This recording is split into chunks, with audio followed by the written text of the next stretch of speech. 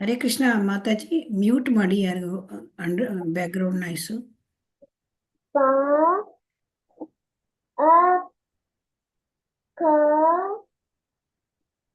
Chandrika Mataji,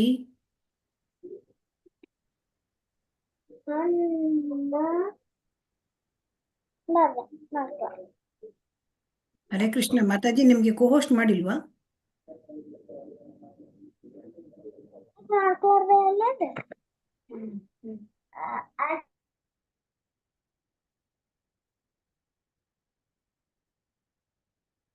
Mataji host ಮಾಡಿ Mataji, mute ಮಾಡೋದಕ್ಕಾಗಲ್ಲ. Host ಮಾಡಿದ್ದೇನೆ ಮಾತಾಜಿ. ಹರೇ ಕೃಷ್ಣ. ಮಾತಾಜಿ ಹರೇ.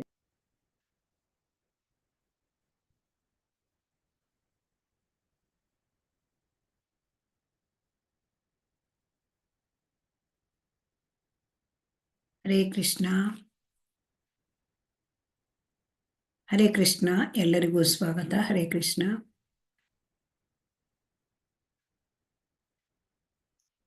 ಓಂ ಅಜ್ಞಾನತಿಮಿರಾಂಧಸ್ಯ ಜ್ಞಾನಾಂಜನಶಲಾಕಯ ಚಕ್ಷುರುನ್ಮೀಲಿತಂ ಯೇನ ತಸ್ಮೈ ಶ್ರೀ ಗುರವೇ ನಮಃ.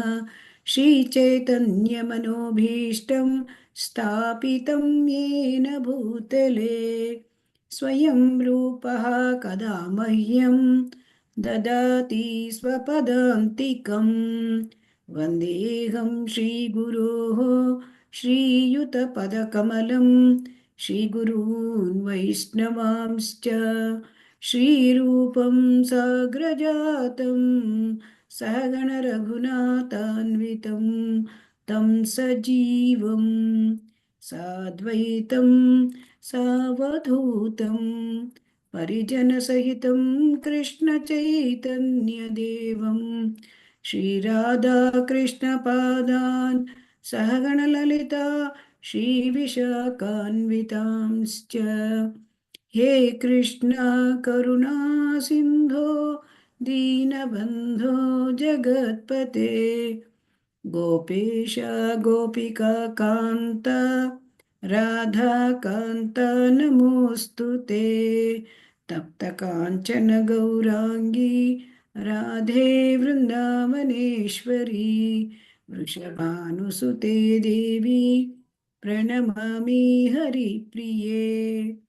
ವಾಂಛಾಕಲ್ಪತರುಭ್ಯಶ್ಚ ಕೃಪಾ ಸಿಂಧುಭ್ಯ ಏವ ಚ ಪತಿತಾನಾಂ ಪಾವನೇಭ್ಯೋ ವೈಷ್ಣವೇಭ್ಯೋ ನಮೋ ನಮಃ. ನಮೋ ವಿಷ್ಣುಪಾದಾಯ ಕೃಷ್ಣಪ್ರೇಷ್ಠಾಯ ಭೂತಲೆ ಶ್ರೀಮತೆ ಭಕ್ತಿವೇದಾಂತ ಸ್ವಾಮಿನ್ನಿತಿ ನಾಮಿನೇ. ನಮಸ್ತೆ ಸರಸ್ವತೆ ದೇವೆ ಗೌರವಾಣಿ ಪ್ರಚಾರಿಣಿ ನಿರ್ವಿಶೇಷ ಶೂನ್ಯವಾದಿ ಪಾಶ್ಚಾತ್ಯ ದೇಶತಾರಿಣಿ. ಜಯ ಶ್ರೀ ಕೃಷ್ಣ ಚೈತನ್ಯ ಪ್ರಭು ನಿತ್ಯಾನಂದ ಶ್ರೀ ಅದ್ವೈತ ಗದಾಧರ ಶ್ರೀವಾಸಾದಿ ಗೌರ್ಭಕ್ತವೃಂದ. ಹರೇ ಕೃಷ್ಣ ಕೃಷ್ಣ ಕೃಷ್ಣ ಹರೇ ಹರೇ, ಹರೇ ರಾಮ ರಾಮ ರಾಮ ಹರೇ ಹರೇ. ಹರೇ ಕೃಷ್ಣ ಕೃಷ್ಣ ಕೃಷ್ಣ ಹರೇ ಹರೇ, ಹರೇ ರಾಮ ರಾಮ ರಾಮ ಹರೇ ಹರೇ. ಹರೇ ಕೃಷ್ಣ ಕೃಷ್ಣ ಕೃಷ್ಣ ಹರೇ ಹರೇ, ಹರೇ ರಾಮ ರಾಮ ರಾಮ ಹರೇ ಹರೇ. ಹರೇ ಕೃಷ್ಣ ಕೃಷ್ಣ ಕೃಷ್ಣ ಹರೇ ಹರೇ, ಹರೇ ರಾಮ ರಾಮ ರಾಮ ಹರೇ ಹರೇ. ಶ್ರೀ ಶ್ರೀ ರಾಧಾ ಗೋವಿಂದ ಕಿ ಜೈ, ಶ್ರೀ ಶ್ರೀ ಗೌರನಿತಾಯ್ ಕಿ ಜೈ, ಶ್ರೀಲ ಪ್ರಭುಪಾದ ಕಿ ಜೈ. ಹರೇ ಕೃಷ್ಣ. ಇವತ್ತಿನ ಕಾರ್ಯಕ್ರಮಕ್ಕೆ ತಮ್ಮೆಲ್ಲರಿಗೂ ಸ್ವಾಗತ. ಇಸ್ಕಾನ್ ಮಂಗಳೂರು ಇವರಿಂದ ನಡೆಸಿಕೊಳ್ಳಲ್ಪಡತಕ್ಕಂತಹ 18 ದಿನಗಳ ಭಗವದ್ಗೀತೆಯ ಅಧ್ಯಯನ ತರಗತಿಗೆ ಸ್ವಾಗತ.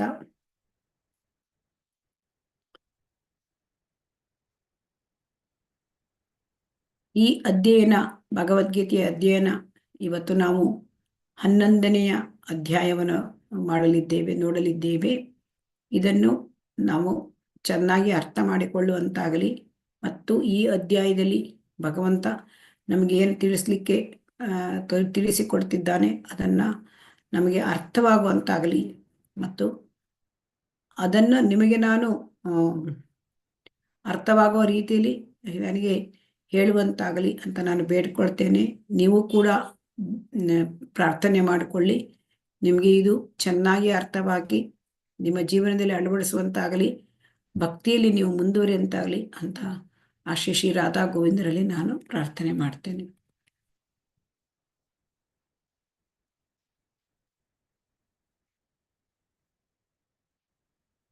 ಹರೇ ಕೃಷ್ಣ. ಅಧ್ಯಾಯ 10ರ ಹೆಸರೇನು? ಹರೇ ಕೃಷ್ಣ. ನಿನ್ನೆ ಅಧ್ಯಾಯ 10 ನೋಡಿದ್ದೇವೆ. ಹರೇ ಕೃಷ್ಣ. ಹರೇ ಮಾತಾ ವಿಭೂತಿ ಯೋಗ. ವಿಭೂತಿ ಯೋಗ. ಇದನ್ನು ಶ್ರೀಲ ಪ್ರಭುಪಾದರು ಏನು ಹೆಸರು ಕರೆದಿದ್ದಾರೆ?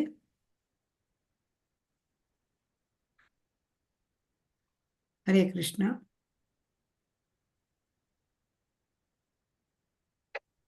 ಚಂದ್ರಿಕಾ ಮಾತಾಜಿ. ಹರೇ ಕೃಷ್ಣ. ಕೇಳ್ತಾ ಉಂಟಾ?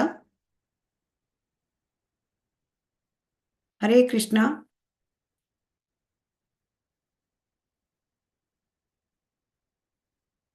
ಹರೇ ಕೃಷ್ಣ. ಕೇಳ್ತಾ ಉಂಟಾ? ಹರೇ ಕೃಷ್ಣ ಮಾತಾಜಿ, ಕೇಳಿಸ್ತಾ ಇದೆ ಮಾತಾಜಿ. ಶ್ರೀಲ ಪ್ರಭುಪಾದರು ಈ ಅಧ್ಯಾಯಕ್ಕೆ ಏನು ಹೆಸರು ಕೊಟ್ಟಿದ್ದಾರೆ? ಭಗವಂತನ ಐಶ್ವರ್ಯಗಳು ಮಾತಾಜಿ. ಶ್ರೀ ಭಗವಂತನ ಐಶ್ವರ್ಯ.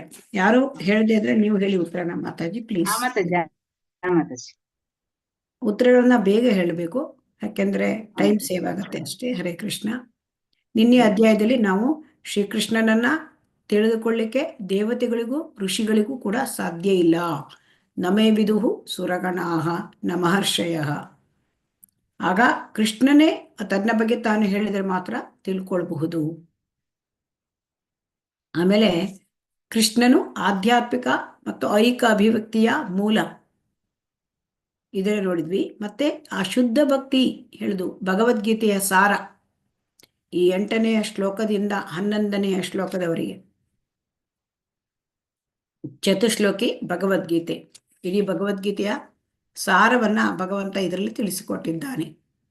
ಮಚ್ಚಿತ್ತ ಮದ್ಗತ ಪ್ರಾಣ ಬೋಧಯಂತ ಪರಸ್ಪರ. ಶುದ್ಧ ಭಕ್ತರು ತಮ್ಮ ಮನಸ್ಸನ್ನು ಸದಾ ಕೃಷ್ಣನ ಆ ಪಾದಗಳಲ್ಲಿ ಅವರು ನೆಟ್ಟಿರ್ತಾರೆ. ಅವರು ತಮ್ಮ ಜೀವನವನ್ನೇ, ಇಡೀ ಜೀವನವನ್ನೇ ಕೃಷ್ಣನಿಗೆ ಮುಡಿಪಾಗಿಡ್ತಾರೆ. ಆಗ ಅವರಿಗೆ ಕೃಷ್ಣ ಏನ್ ಮಾಡ್ತಾನೆ? ಅಂಥವರಿಗೆ, ಅಂತ ಕೃಷ್ಣನಿಗಾಗಿ ಜೀವನವನ್ನು ಮುಡಿಪಾಗಿಟ್ಟವರಿಗೆ ತಾನು ಏನು ಮಾಡ್ತಾನೆ ಅಂತ ಕೃಷ್ಣ ಹೇಳ್ತಾನೆ ಇಲ್ಲಿ ಭಗವದ್ಗೀತೆಯ ಚತುಶ್ಲೋಕಿ ಭಗವದ್ಗೀತೆಯಲ್ಲಿ. ಹರೇ ಕೃಷ್ಣ. ಅವ್ರ ಯೋಗಕ್ಷೇಮವನ್ನ ನಾನು ನೋಡ್ಕೋತೀನಿ ಅಂತಾನೆ ಮಾತಾಜಿ. ಈ ಚತುಶ್ಲೋಕಿ ಭಗವದ್ಗೀತೆಯಲ್ಲಿ ಏನ್ ಹೇಳ್ತಾರೆ?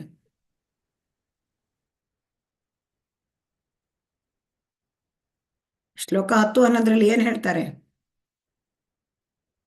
ಕೃಷ್ಣ ಅವರಿಗೆ ತನ್ನ ಬಳಿ ಬರಲಿಕ್ಕೆ ಬುದ್ಧಿಯೋಗವನ್ನು ಕೊಡ್ತಾನೆ ಅಂತ 10ನೆಯ ಶ್ಲೋಕದಲ್ಲಿ ಹೇಳ್ತಾರೆ. 11ನೆಯ ಶ್ಲೋಕದಲ್ಲಿ ಅವರ ಹೃದಯದಲ್ಲಿ ಜ್ಞಾನದ ದೀಪವನ್ನು ಬೆಳಗಿ ಅಜ್ಞಾನದ ಕತ್ತಲೆಯನ್ನು ಓಡಿಸ್ತಾನೆ ಅಂತ ಹೇಳ್ತಾರೆ.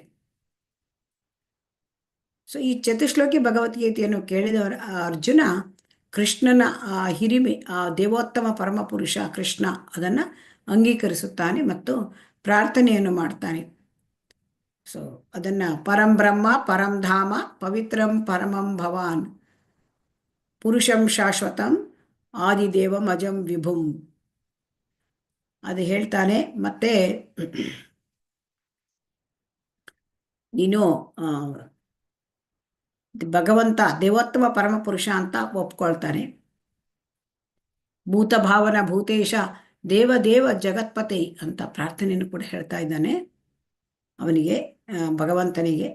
ಈಗ ಕೃಷ್ಣ ತನ್ನ ವಿಭೂತಿಗಳನ್ನು ವಿವರಿಸ್ತಾನೆ. ಅದರಲ್ಲಿ ದಿವ್ಯಾಹಿ ಆತ್ಮ ವಿಭೂತಯ, ಭಗವಂತನ ವಿಭೂತಿಗಳು ಅನಂತ, ಅದರಲ್ಲಿ ಕೆಲವನ್ನ ಅವರು ಮುಖ್ಯವಾದದ್ದನ್ನು ತೋರಿಸ್ಕೊಟ್ಟಿದ್ದಾರೆ. ಏಕಾಂಶೇನ ಸ್ಥಿತೋ ಜಗತ್ ಅಂದರೆ ಈ ಇಡೀ ಪ್ರಪಂಚ ಐಹಿಕ ಅದು ಒಂದೇ ಅಂಶದಲ್ಲಿ, ಒಂದು ಕಿಡಿಯಲ್ಲಿ ಅದು ತೋರಿಸಿದ್ದೇನೆ ಅಂತ ಹೇಳ್ತಾರೆ.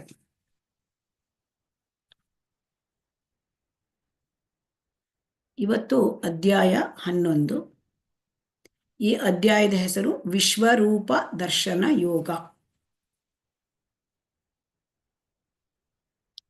ಈಗ ಈ ವಿಶ್ವರೂಪ ದರ್ಶನ ಇದನ್ನ ಯಾರಿಗೆ ನೋಡ್ಲಿಕ್ಕೆ ಇಚ್ಛೆ ಉಂಟು? ಹರೇ ಕೃಷ್ಣ. ಯಾರಿಗಾದ್ರೂ ಇದನ್ನು ನೋಡ್ಲಿಕ್ಕೆ ಇಚ್ಛೆ ಉಂಟಾ? ಹರೇ ಕೃಷ್ಣ.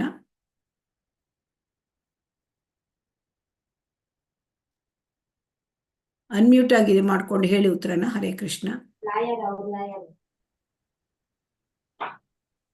ಇಚ್ಛೆ ಇದೆ ಮಾತಾಜಿ, ವಿಶ್ವರೂಪ ಯಾರಿಗೆ? ದರ್ಶನ. ಯಾರಿಗೆ? ನನಗೆ ಇಚ್ಛೆ ಇದೆ. ಯಾರು ನೀವು? ನಿಮ್ಮ ಕುಲಕರ್ಣಿ? ದೇವರಾಜ್ ಅಲ್ಲ, ಭುವನ್ ರಾಜ್. ಓಕೆ. ಮತ್ತೆ ಯಾರಿಗೆ ಇಷ್ಟ ಉಂಟು? ಕುಲಕರ್ಣಿ. ಕುಲಕರ್ಣಿ. ಓಕೆ. ಹರೇ ಕೃಷ್ಣ. ಸಿಲಿ ವಿಶ್ವರೂಪ ದರ್ಶನ ಅಂತಂದ್ರೆ ಇದು ಒಂದು ಅಲೌಕಿಕ ರೂಪ, ಆದರೆ ಇದು ಕೃಷ್ಣನ ಬೇರೆ ರೂಪಗಳ, ಇತರ ರೂಪಗಳಂತೆ ಆಧ್ಯಾತ್ಮಿಕ ಲೋಕದಲ್ಲಿ ಇಲ್ಲ. ಈ ಕೃಷ್ಣನ ಇದು ಈ ವಿಶ್ವರೂಪ ಅದು ಹೇಗೆ ಭೌತಿಕ ವಿಶ್ವ ಪ್ರಕಟವಾಗುತ್ತೆ, ಮತ್ತೆ ಭೌತಿಕ ವಿಶ್ವ ಏನಾಗುತ್ತೆ, ಮತ್ತೆ ಅಪ್ರಕಟಿತವಾಗುತ್ತೆ. ಅದೇ ತರಹ ಈ ವಿಶ್ವರೂಪವನ್ನ ಭಗವಂತ ತನ್ನ ಇಚ್ಛೆ ಬಂದಾಗ ಕಾಣಿಸ್ತಾನೆ ಭಕ್ತರಿಗೆ. ಆಮೇಲೆ ಬೇರೆ ಸಮಯದಲ್ಲಿ ಅದು ಇರೋದಿಲ್ಲ. ಭಕ್ತರು ಈ ರೂಪವನ್ನು ನೋಡ್ಲಿಕ್ಕೆ ಭಕ್ತರು ಇಷ್ಟಪಡುವುದಿಲ್ಲ.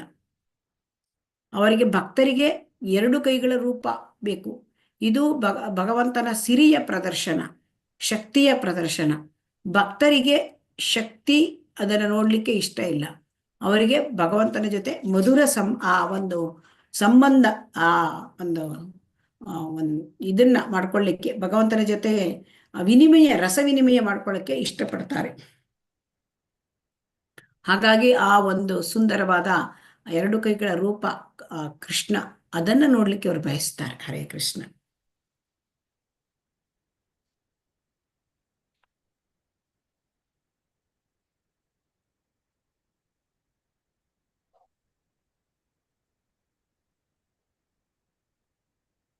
ಇಲ್ಲಿ ವಿಶ್ವರೂಪ ಅದನ್ನ ಪೂರ್ಣ ಪ್ರಮಾಣದಲ್ಲಿ ಕುರುಕ್ಷೇತ್ರ ಯುದ್ಧ ಭೂಮಿಯಲ್ಲಿ ಅರ್ಜುನನಿಗೆ ಅದನ್ನ ಪ್ರಕಟಪಡಿಸಿದ ಭಗವಂತ.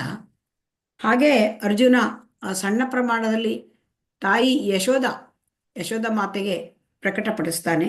ಒಮ್ಮೆ ಕೃಷ್ಣ ಚಿಕ್ಕ ಬಾಲಕ, ಪುಟ್ಟ ಬಾಲಕ, ಅವನು ಮಕ್ಕಳು ಬಾಯಿ ತೆರೀತಾರೆ. ಹಾಗೆ ಬಾಯಿ ತೆರೆದಾಗ ಅವನ ಬಾಯಿಯಲ್ಲಿ ಬ್ರಹ್ಮಾಂಡವನ್ನೇ ಅವಳು ಕಾಣ್ತಾಳೆ, ಕೃಷ್ಣನ ತಾಯಿ. ಆಮೇಲೆ ಮತ್ತೊಮ್ಮೆ ಏನಾಗತ್ತೆ, ಕೃಷ್ಣ ಬಲರಾಮರು ಆಟ ಆಡ್ಲಿಕ್ಕೆ ಹೋಗಿರ್ತಾರೆ. ಆವಾಗ ಆ ಮಣ್ಣನ್ನು ಕೃಷ್ಣ ಬಾಯಲ್ಲಿ ಹಾಕೊಂಡಿದ್ದನ್ನ ಬಲರಾಮ ನೋಡ್ತಾನೆ. ಬಂದು ಯಶೋದೆ ಮಾತೆಗೆ ಹೇಳ್ತಾರೆ, ಕೃಷ್ಣ ಮಣ್ಣನ್ನು ಬಾಯಲ್ಲಿ ಹಾಕೊಂಡ. ಆ ಮಣ್ಣನ್ನು ಬಾಯಲ್ಲಿ ಹಾಕೊಂಡ ಅಂತ ಕೇಳಿದ ಮೇಲೆ ಯಶೋದ ಮಾತೆ ಕೇಳ್ತಾಳೆ ಕೃಷ್ಣನಿಗೆ. ಇಲ್ಲ ಒಪ್ಕೊಳ್ಳೋದೇ ಇಲ್ಲ ಕೃಷ್ಣ, ನಾನು ಹಾಕ್ಕೊಳ್ಳಿಲ್ಲ, ನಾನು ತಿನ್ಲಿಲ್ಲ ಬಾಯಲ್ಲಿ ಮಣ್ಣು ಅಂತ ಹೇಳ್ತಾನೆ. ಅದಕ್ಕೆ ಅವಳು ಹೇಳ್ತಾಳೆ, ತೋರಿಸು ನಿನ್ನ ಬಾಯಿ. ಆಗ ಆ ಬಾಯಿ ಅಗಲ ಮಾಡಿ ತೋರಿಸಿದಾಗ ಅಲ್ಲಿ ಯಶೋದ ಮಾತೆ ಅಲ್ಲಿ ಇಡೀ ಬ್ರಹ್ಮಾಂಡವನ್ನು ಕಾಣ್ತಾಳೆ. ಎಲ್ಲ ಗ್ರಹಗಳು, ಎಲ್ಲ ನಕ್ಷತ್ರಗಳು, ಚಂದ್ರ, ಸೂರ್ಯ, ಅಗ್ನಿ, ಎಲ್ಲ ಜೀವಿಗಳು, ಆಮೇಲೆ ಪರ್ವತಗಳು, ಆಮೇಲೆ ದ್ವೀಪಗಳು, ಸಮುದ್ರಗಳು ಎಲ್ಲ ನೋಡ್ತಾಳೆ. ತನ್ನನ್ನು ತಾನೇ ಅವಳು ಕೃಷ್ಣನಿಗೆ ಹಾಲು ಕುಡಿಸ್ತಾ ಇದ್ದಾಳೆ. ಇದನ್ನು ಕೂಡ ಚಿತ್ರವನ್ನು, ಆ ಒಂದು ದೃಶ್ಯವನ್ನು ಕೂಡ ಅವಳು ನೋಡ್ತಾಳೆ ಅವನ ಬಾಯಲ್ಲಿ. ಅವಳಿಗೊಂದು ಮರಿ ಭಕ್ತಿ ಗೌರವ ಉಂಟಾಯಿತು. ಆದರೆ ತಕ್ಷಣ ಇದು ಯೋಗಮಾಯ ಅಲ್ಲಿ ಮತ್ತೆ ಯೋಗಮಾಯ ಒಂದು ಇದಾಗಿ ಪ್ರಭಾವದಿಂದಾಗಿ ಅವಳಿಗೆ ತನ್ನ ಮಗು ಕೃಷ್ಣ, ಅವನಿಗೇನೋ ಒಂದು ಅದ್ಭುತ ನಿಗೂಢ ಶಕ್ತಿ ಇದೆ ಅಂತ ತಿಳ್ಕೊಂಡ್ಬಿಡ್ತಾಳೆ. ಸೊ ಹಾಗಾಗಿ ಇಲ್ಲಿ ಇದು ಕೂಡ 2 ಬಾರಿ ಇಲ್ಲಿ ವಿಶ್ವರೂಪ ಧರಿಸಿದ್ದಾನೆ. ಇಲ್ಲಿ ಒಮ್ಮೆ ನಾವು ನೋಡ್ತಾ ಇದ್ದೇವೆ, ಇದು ಹಸ್ತಿನಾಪುರದಲ್ಲಿ ಶ್ರೀಕೃಷ್ಣ ಅವನು ಪಾಂಡವರ ಪರವಾಗಿ ದ್ಯೂತನಾಗಿ ಹೋಗಿದ್ದ. ಮತ್ತೆ ಆ ಪಾಂಡವರಿಗೆ ಕೌರವರ ಹತ್ರ ಅಂದ್ರೆ ಇದು ಮಾಡ್ಲಿಕ್ಕೆ ಅಂದ್ರೆ ಸಂಧಾನ ಮಾಡ್ಲಿಕ್ಕೆ ಹೋದಾಗ ಕೌರವರು ಒಪ್ಪಲಿಲ್ಲ 5 ಗ್ರಾಮವನ್ನು ಕೊಡ್ಲಿಕ್ಕೆ. ಆಗ ಕೃಷ್ಣ ತನ್ನ ಚಿಕ್ಕದಾದ ಒಂದು ವಿಶ್ವರೂಪವನ್ನು ಅಲ್ಲಿ ಪ್ರಕಟ ಮಾಡ್ತಾನೆ. ಆದರೆ ಅದು ದುರ್ಯೋಧನಾದಿಗೆ ಅರ್ಥ ಆಗಲಿಲ್ಲ. ದುರ್ಯೋಧನಾದಿಗಳಿಗೆ ಅರ್ಥ ಆಗಲಿಲ್ಲ. ಏನೋ ಕೃಷ್ಣ ಮಾಯಾವಿ, ಇವನನ್ನ ಬಂಧಿಸಿ ಅಂತ ಹೇಳ್ಕೊಂಡು ಆರ್ಡರ್ ಕೊಟ್ಟು ಬಿಡ್ತಾರೆ. ಸೊ ಹಾಗಾಗಿ ಇಲ್ಲಿ ಅಂದ್ರೆ ಭಕ್ತರಿಗೆ ಮಾತ್ರ ಕೃಷ್ಣನ ಆ ರೂಪ ಅರ್ಥ ಆಗ್ತದೆ, ಇಲ್ಲಾಂದ್ರೆ ಭಕ್ತರಲ್ಲದವರಿಗೆ ಅದು ಗೊತ್ತಾಗುವುದಿಲ್ಲ.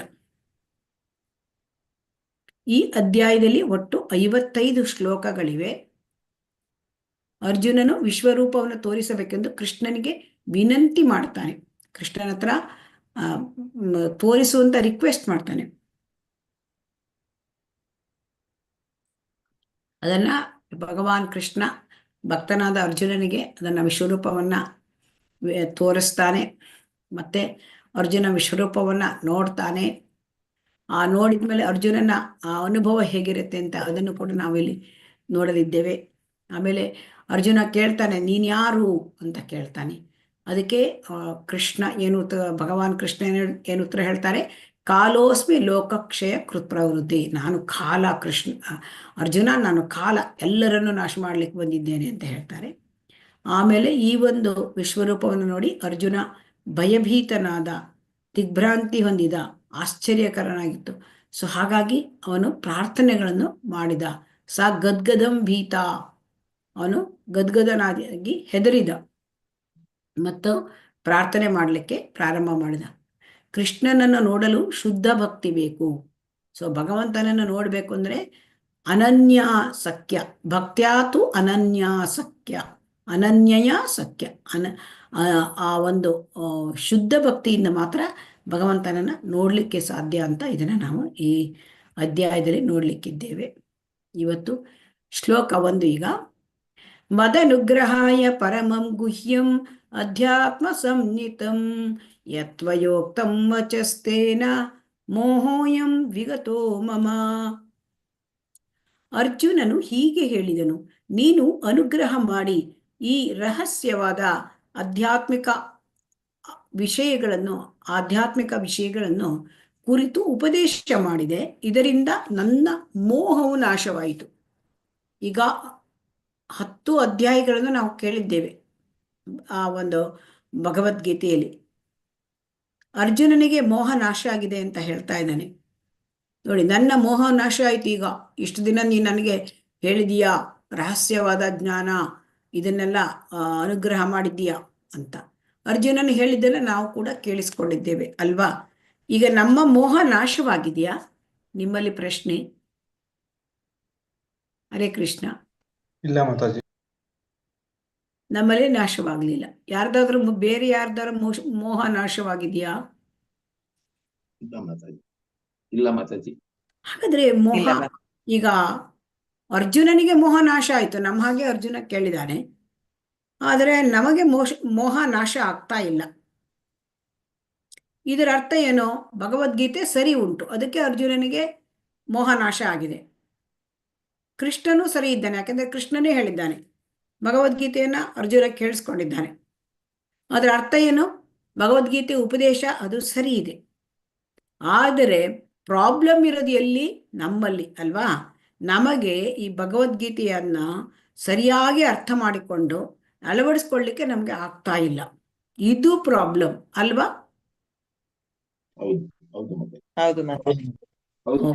ಇದು ಪ್ರಾಬ್ಲಮ್. ಈಗ ಆಕ್ಚುಲಿ ನಮಗೆ ಈ ಭಕ್ತಿಯ 4 ಅಧ್ಯಾಯ ಮುಗಿಸಿದ್ದೇವೆ, 7, 8, 9, 10. ಈ ಭಕ್ತಿಯ 4 ಅಧ್ಯಾಯ ಕೇಳಿದ ಕೂಡಲೇ ನಮ್ಮ ಮೋಹ ನಾಶವಾಗ್ಬೇಕಂತೆ. ಮೋಹ ನಮಗೆ ನಾನು ನನ್ನದು ಈ ಮೋಹ ಇದೆ, ಇದು ನಾಶ ಆಗ್ಲಿಲ್ಲ. ನಮಗೆ ಎಲ್ಲ ಗುಹ್ಯತರ, ಗುಹ್ಯತಮ ಇದೆಲ್ಲ ಆ ಜ್ಞಾನವನ್ನ ಭಗವಂತ ನಮಗೆ ತಿಳಿಸ್ಕೊಟ್ಟಿದ್ದಾನೆ. ಆತ್ಮಜ್ಞಾನವನ್ನು ತಿಳಿಸ್ಕೊಟ್ಟಿದ್ದಾನೆ. ಆಮೇಲೆ ಪರಮಾತ್ಮನಾಗಿ ಅವನು ಸರ್ವವ್ಯಾಪಿಯಾಗಿದ್ದಾನೆ, ಇದನ್ನು ತಿಳ್ಕೊಂಡ್ವಿ. ಭಕ್ತಿ ಸೇವೆಯನ್ನು ಮಾಡಬೇಕು, ಇದನ್ನು ತಿಳ್ಕೊಂಡ್ವಿ. ಇಷ್ಟೆಲ್ಲ ತಿಳ್ಕೊಂಡ್ರು ಕೂಡ ನಮ್ಮ ಮೋಹ ನಾಶ ಆಗಲಿಲ್ಲ.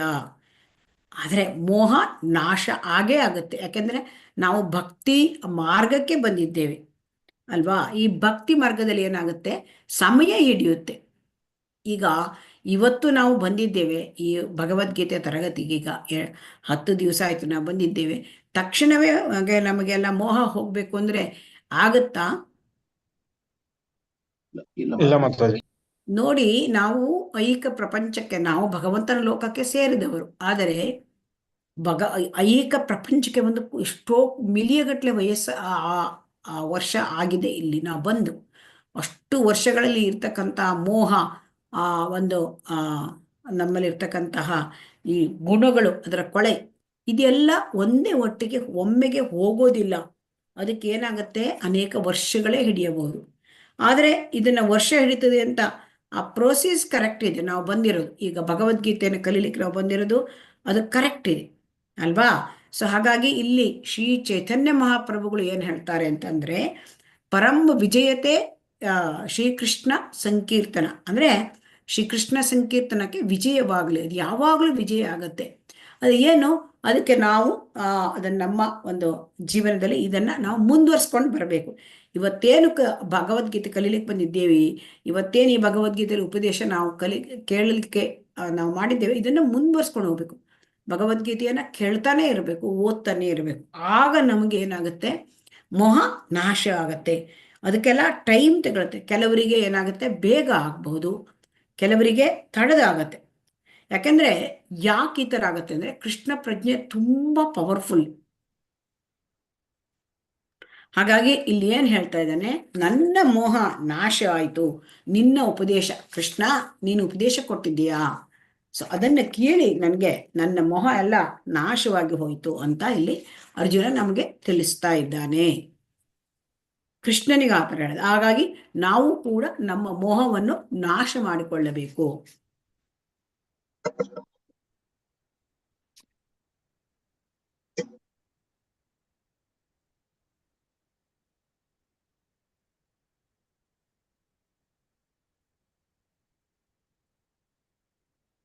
ಈಗ ಅರ್ಜುನನಿಗೆ ಕೃಷ್ಣನ ಶ್ರೇಷ್ಠತೆಯ ಬಗ್ಗೆ ಈಗಾಗಲೇ ಮನವರಿಕೆ ಆಗಿದ್ದರೆ ಅವನು ಏಕೆ ವಿಶ್ವರೂಪವನ್ನು ನೋಡಲು ಬಯಸಿದನು? ಈಗ ಅರ್ಜುನನಿಗೆ ಯಾವ ಒಂದು ಇದು ಇಲ್ಲ, ಏನೋ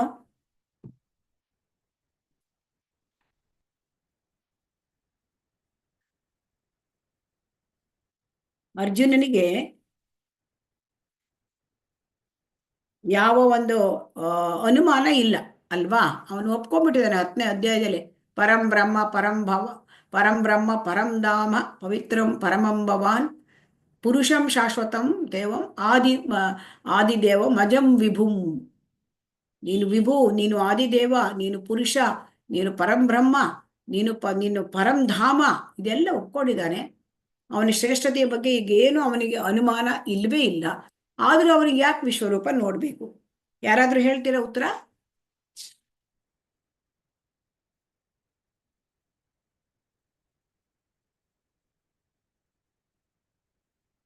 ಯಾಕೆ ವಿಶ್ವರೂಪ ನೋಡಲಿಕ್ಕೆ ಬಯಸಿದ?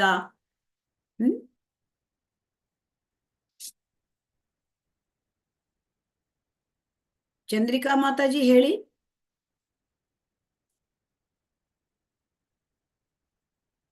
ಹರೇ ಕೃಷ್ಣ. ಸರಿಯಾಗಿ ಗೊತ್ತಿಲ್ಲ ನಮ್ಗೆ. ಬೇರೆಯವ್ರು ತಿಳ್ಕೊಳ್ಳಿ ಕೃಷ್ಣನ ಬಗ್ಗೆ ಅಂತ ಹೇಳೋದಕ್ಕೆ ಅವನು ವಿಶ್ವರೂಪ ತೋರ್ಸೋದಕ್ಕೆ ಕೇಳ್ತಾನೆ. ಅವನಿಗೆ ಗೊತ್ತಿರುತ್ತೆ ಕೃಷ್ಣನೇ ದೇವೋತ್ತಮ ಪರಮ ಪುರುಷ ಅಂತ. ಬೇರೆಯವ್ರಿಗೆ ಅರ್ಥ, ನಮ್ಮಂತವ್ರಿಗೆ ಅರ್ಥ ಮಾಡಿಸ್ಬೇಕು. ಮತ್ತೆ ಮುಂದೆ ಯಾರಾದ್ರೂ ನಾನು ಕೃಷ್ಣ ಅಂತ ಹೇಳ್ಕೊಂಡ್ ಬಂದು ಇದ್ ಮಾಡ್ಬೋದು, ಆಗ ನೀನ್ ವಿಶ್ವರೂಪ ತೋರ್ಸು ಅಂತ ಕೇಳ್ಬೋದು. ಅದಕ್ಕೋಸ್ಕರ ಅವ್ನ್ ಕೇಳ್ತಾನೆ.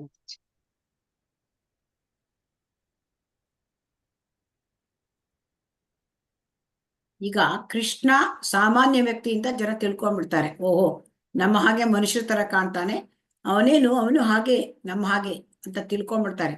ಸೊ ಅವರಿಗೆ ಮನದಟ್ಟು ಮಾಡ್ಬೇಕಾಗಿದೆ. ಅರ್ಜುನ ಆಲ್ರೆಡಿ ತಾನು ನೀನು ದೇವೋತ್ತಮ ಪರಮ ಪುರುಷ, ನೀನು ಆದಿ ಪುರುಷ, ಎಲ್ಲ ಒಪ್ಕೊಂಡ್ಬಿಟ್ಟಿದ್ದಾನೆ.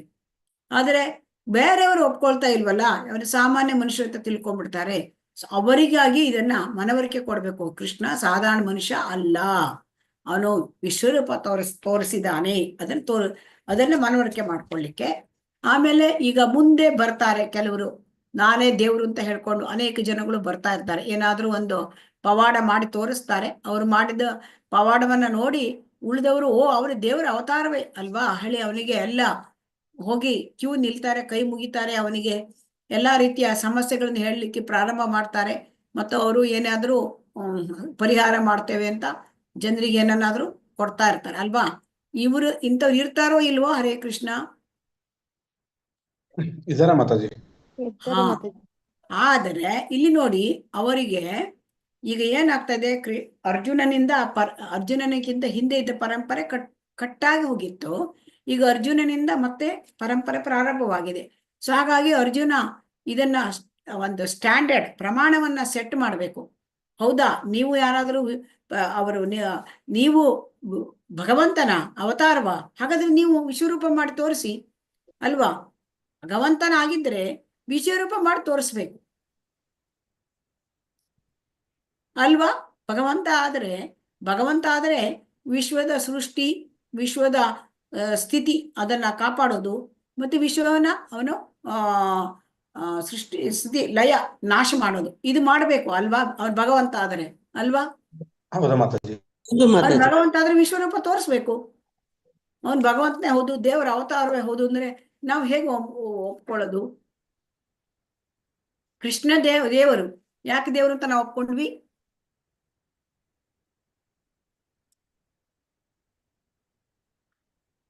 ವಿಶ್ವರೂಪ ನಮ್ಮನ್ನ ತೋರಿಸ್ತಾ ಇದ್ದಾನೆ. ಸೊ ಆದ್ರಿಂದ ನಮ್ಮ ದೇವರು ಅಂತ, ಕೃಷ್ಣ ದೇವರು ಅಂತ ಶಾಸ್ತ್ರ ಹೇಳಿದೆ, ಕೃಷ್ಣ ದೇವರು ಅಂತ ಆಚಾರ್ಯರುಗಳು ಹೇಳಿದ್ದಾರೆ, ಕೃಷ್ಣ ದೇವರು ಅಂತ ಎಲ್ಲರೂ ಕೂಡ ಒಪ್ಕೊಂಡಿದ್ದಾರೆ. ಈಗ ಯಾರಾದ್ರೂ ಈಗ ಬರೋರು, ಈಗ ಐಕ್ಯದಲ್ಲಿ ಬರೋರು ನಾ ದೇವರು ಅಂದ್ರೆ ಅವ್ರ ವಿಶ್ವರೂಪ ತೋರಿಸ್ಬೇಕು, ಅದು ಪ್ರಮಾಣ. ಈಗ ಇನ್ನೊಂದು ಅರ್ಜುನನಿಗೆ ಅನಿಸುತ್ತೆ, ಬ್ರಹ್ಮಾಂಡದ ಭಾಗ ಅಲ್ಲ ಕೃಷ್ಣ. ನಮಗೀಗ ಕೃಷ್ಣ ಮೂಲ ರೂಪದಲ್ಲಿ ಕಾಣ್ತಾನ ಈಗ ನಮಗೆ ನಮ್ಮ ಐಕ್ಯ ಪ್ರಪಂಚದಲ್ಲಿ. ಈಗ ನಮಗೆ ನಮ್ಮ ಈ ಕಣ್ಣಿಗೆ ಕಾಣ್ತಾನ ಮೂಲ ರೂಪದಲ್ಲಿ. ಇಲ್ಲ ಮಾತಾಜಿ. ಕಾಣಿಸಲ್ಲ ಮಾತಾಜಿ. ಮತ್ತೆ ಅವನು ಎಲ್ಲ ಸರ್ವವ್ಯಾಪಿ ಅಂತ ಹೇಳ್ತಾರಲ್ಲ, ಹೇಗೆ ಸರ್ವವ್ಯಾಪಿ? ನಮ್ಗೆ ನೋಡುವಂತಹ ಇಂದ್ರಿಯಗಳಿಲ್ಲ ಮಾತಾಜಿ. ಅವನು ಸರ್ವವ್ಯಾಪಿ ಹೇಗೆ? ಸರ್ವವ್ಯಾಪಿ ಅಂದ್ರೆ ಪಂಚ ಶಕ್ತಿಗಳಲ್ಲೂ ಅವರು ನೆಲೆಸಿದ್ದಾರೆ, ಪಂಚಭೂತ ಶಕ್ತಿಗಳಲ್ಲಿ.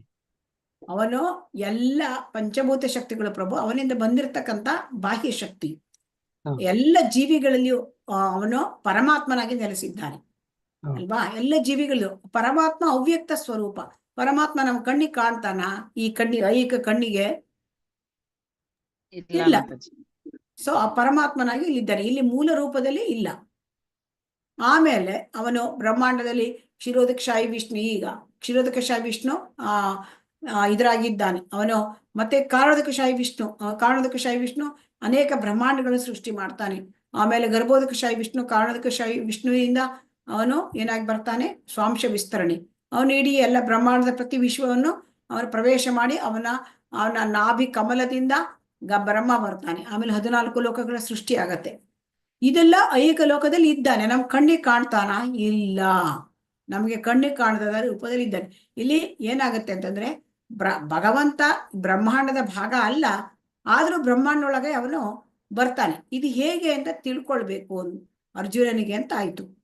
ಸೊ ಹಾಗಾಗಿ ಅವನು ಅರ್ಜುನ ಆ ಒಂದು ವಿಶ್ವರೂಪ ನೋಡ್ಲಿಕ್ಕೆ ಬಯಸಿದ.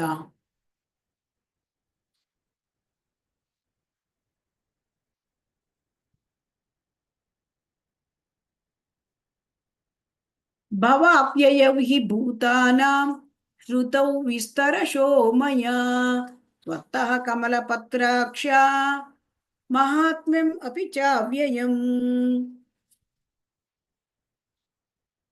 ಅನುವಾದ: ಕಮಲ ನೇತ್ರನೇ, ಪ್ರತಿಯೊಂದು ಜೀವಿಯ ಹುಟ್ಟು ಮತ್ತು ಸಾವಿನ ವಿಷಯವನ್ನು ನಿನ್ನಿಂದ ವಿವರವಾಗಿ ಕೇಳಿದೆನು. ಎಂದೂ ಕೊನೆಯಾಗದ ನಿನ್ನ ವೈಭವಗಳನ್ನು ಅರ್ಥ ಮಾಡಿಕೊಂಡಿದ್ದೇನೆ. ಇಲ್ಲೇನಾಗಿದೆ, ಅರ್ಜುನ ಅವನಿಗೆ ಪ್ರತಿಯೊಂದು ಜೀವಿ ಹೇಗೆ ಆ ಒಂದು ಹುಟ್ಟು ಸಾವು ಇದರ ಬಗ್ಗೆ ಎಲ್ಲ ಡೀಟೇಲ್ ಆಗಿ ತಿಳಿಸಿದ್ದಾನೆ. ನಿನ್ನೆ ನಾವು ನೋಡಿದ್ದೇವೆ ವಿಶ್ವದ ಆ ಒಂದು ವಂಶವೃಕ್ಷವನ್ನೇ ಕೃಷ್ಣ ಹೇಳಿದ್ದಾನೆ. ಇಡೀ ವಿಶ್ವದ ವಂಶವೃಕ್ಷ, ಆಮೇಲೆ ಹೇಗೆ ಸೃಷ್ಟಿ ಆಗತ್ತೆ, ಹೇಗೆ ಪ್ರಳಯ ಆಗತ್ತೆ, ಎಲ್ಲ ಡೀಟೇಲ್. ಆಮೇಲೆ ಭಗವಂತನ ವೈಭವ, ಆ ಸಿರಿ, ಅದಕ್ಕೆ ಕೊನೆಯೇ ಇಲ್ಲ ಅಂತ ಅದನ್ನ ಅವನು ನಿನ್ನೆ ನಾವು ನೋಡಿದ್ದೇವೆ. ಅದನ್ನ ಭಗವಂತ ತೋರಿಸಿದ್ದಾನೆ. ಇದನ್ನೆಲ್ಲ ಅರ್ಥ ಮಾಡ್ಕೊಂಡಿದ್ದಾನೆ ಅರ್ಜುನ.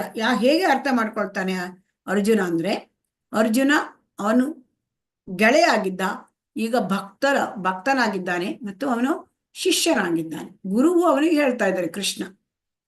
ಹಾಗಾಗಿ ಅವನು ಅರ್ಥ ಮಾಡ್ಕೊಳ್ಳಿ, ಶುದ್ಧ ಭಕ್ತ, ಅದಕ್ಕೆ ಅವನಿಗೆ ಅರ್ಥ ಆಗಿದೆ. ಭಕ್ತ ಇಲ್ಲದಿದ್ದರೆ ಭಗವಂತನನ್ನ ಭಕ್ತ ನಲ್ಲದಿದ್ದರೆ ನಮಗೆ ಭಗವಂತನನ್ನ ಅರ್ಥ ಮಾಡ್ಕೊಳ್ಳಕ್ಕೆ ಆಗಲ್ಲ. ಯಾಕೆ ಭಗವಂತನನ್ನ ಅರ್ಥ ಮಾಡ್ಕೊಳಕ್ಕಾಗಲ್ಲ? ಭಕ್ತ ಇಲ್ಲದಿದ್ದರೆ. ಭಕ್ತನ ವಿಶೇಷ ಏನು? ಭಕ್ತನಿಗೇನು ವಿಶೇಷ ಇರುತ್ತೆ? ಹರೇ ಕೃಷ್ಣ. ಭಕ್ತ ಅಲ್ಲದವರಿಗೆ ಕೃಷ್ಣ ಗೊತ್ತಾಗೋದಿಲ್ಲ. ಭಕ್ತನಿಗೇನು ವಿಶೇಷ? ಯಾರಾದ್ರೂ ಹೇಳ್ತೀರಾ?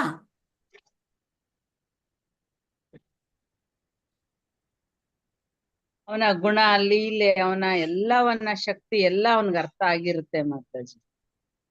ನಂಬಿಕೆ ಹೇಳಿ.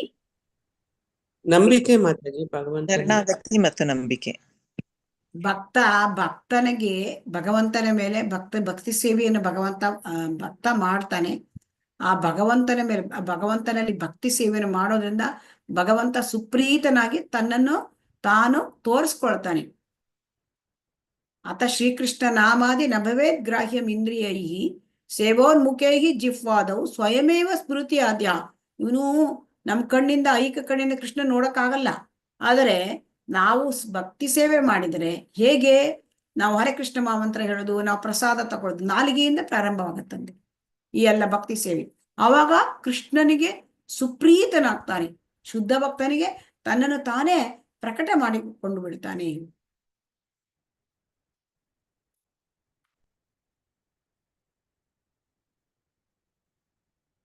ಏವಮೇತದ್ ಯಥಾ ತ್ವಂ ಆತ್ಮಾನಂ ಪರಮೇಶ್ವರ ದ್ರಷ್ಟುಮಿಚ್ಛಾಮಿ ತೇ ರೂಪಂ ಐಶ್ವರಂ ಪರಂ ಪುರುಷೋತ್ತಮ.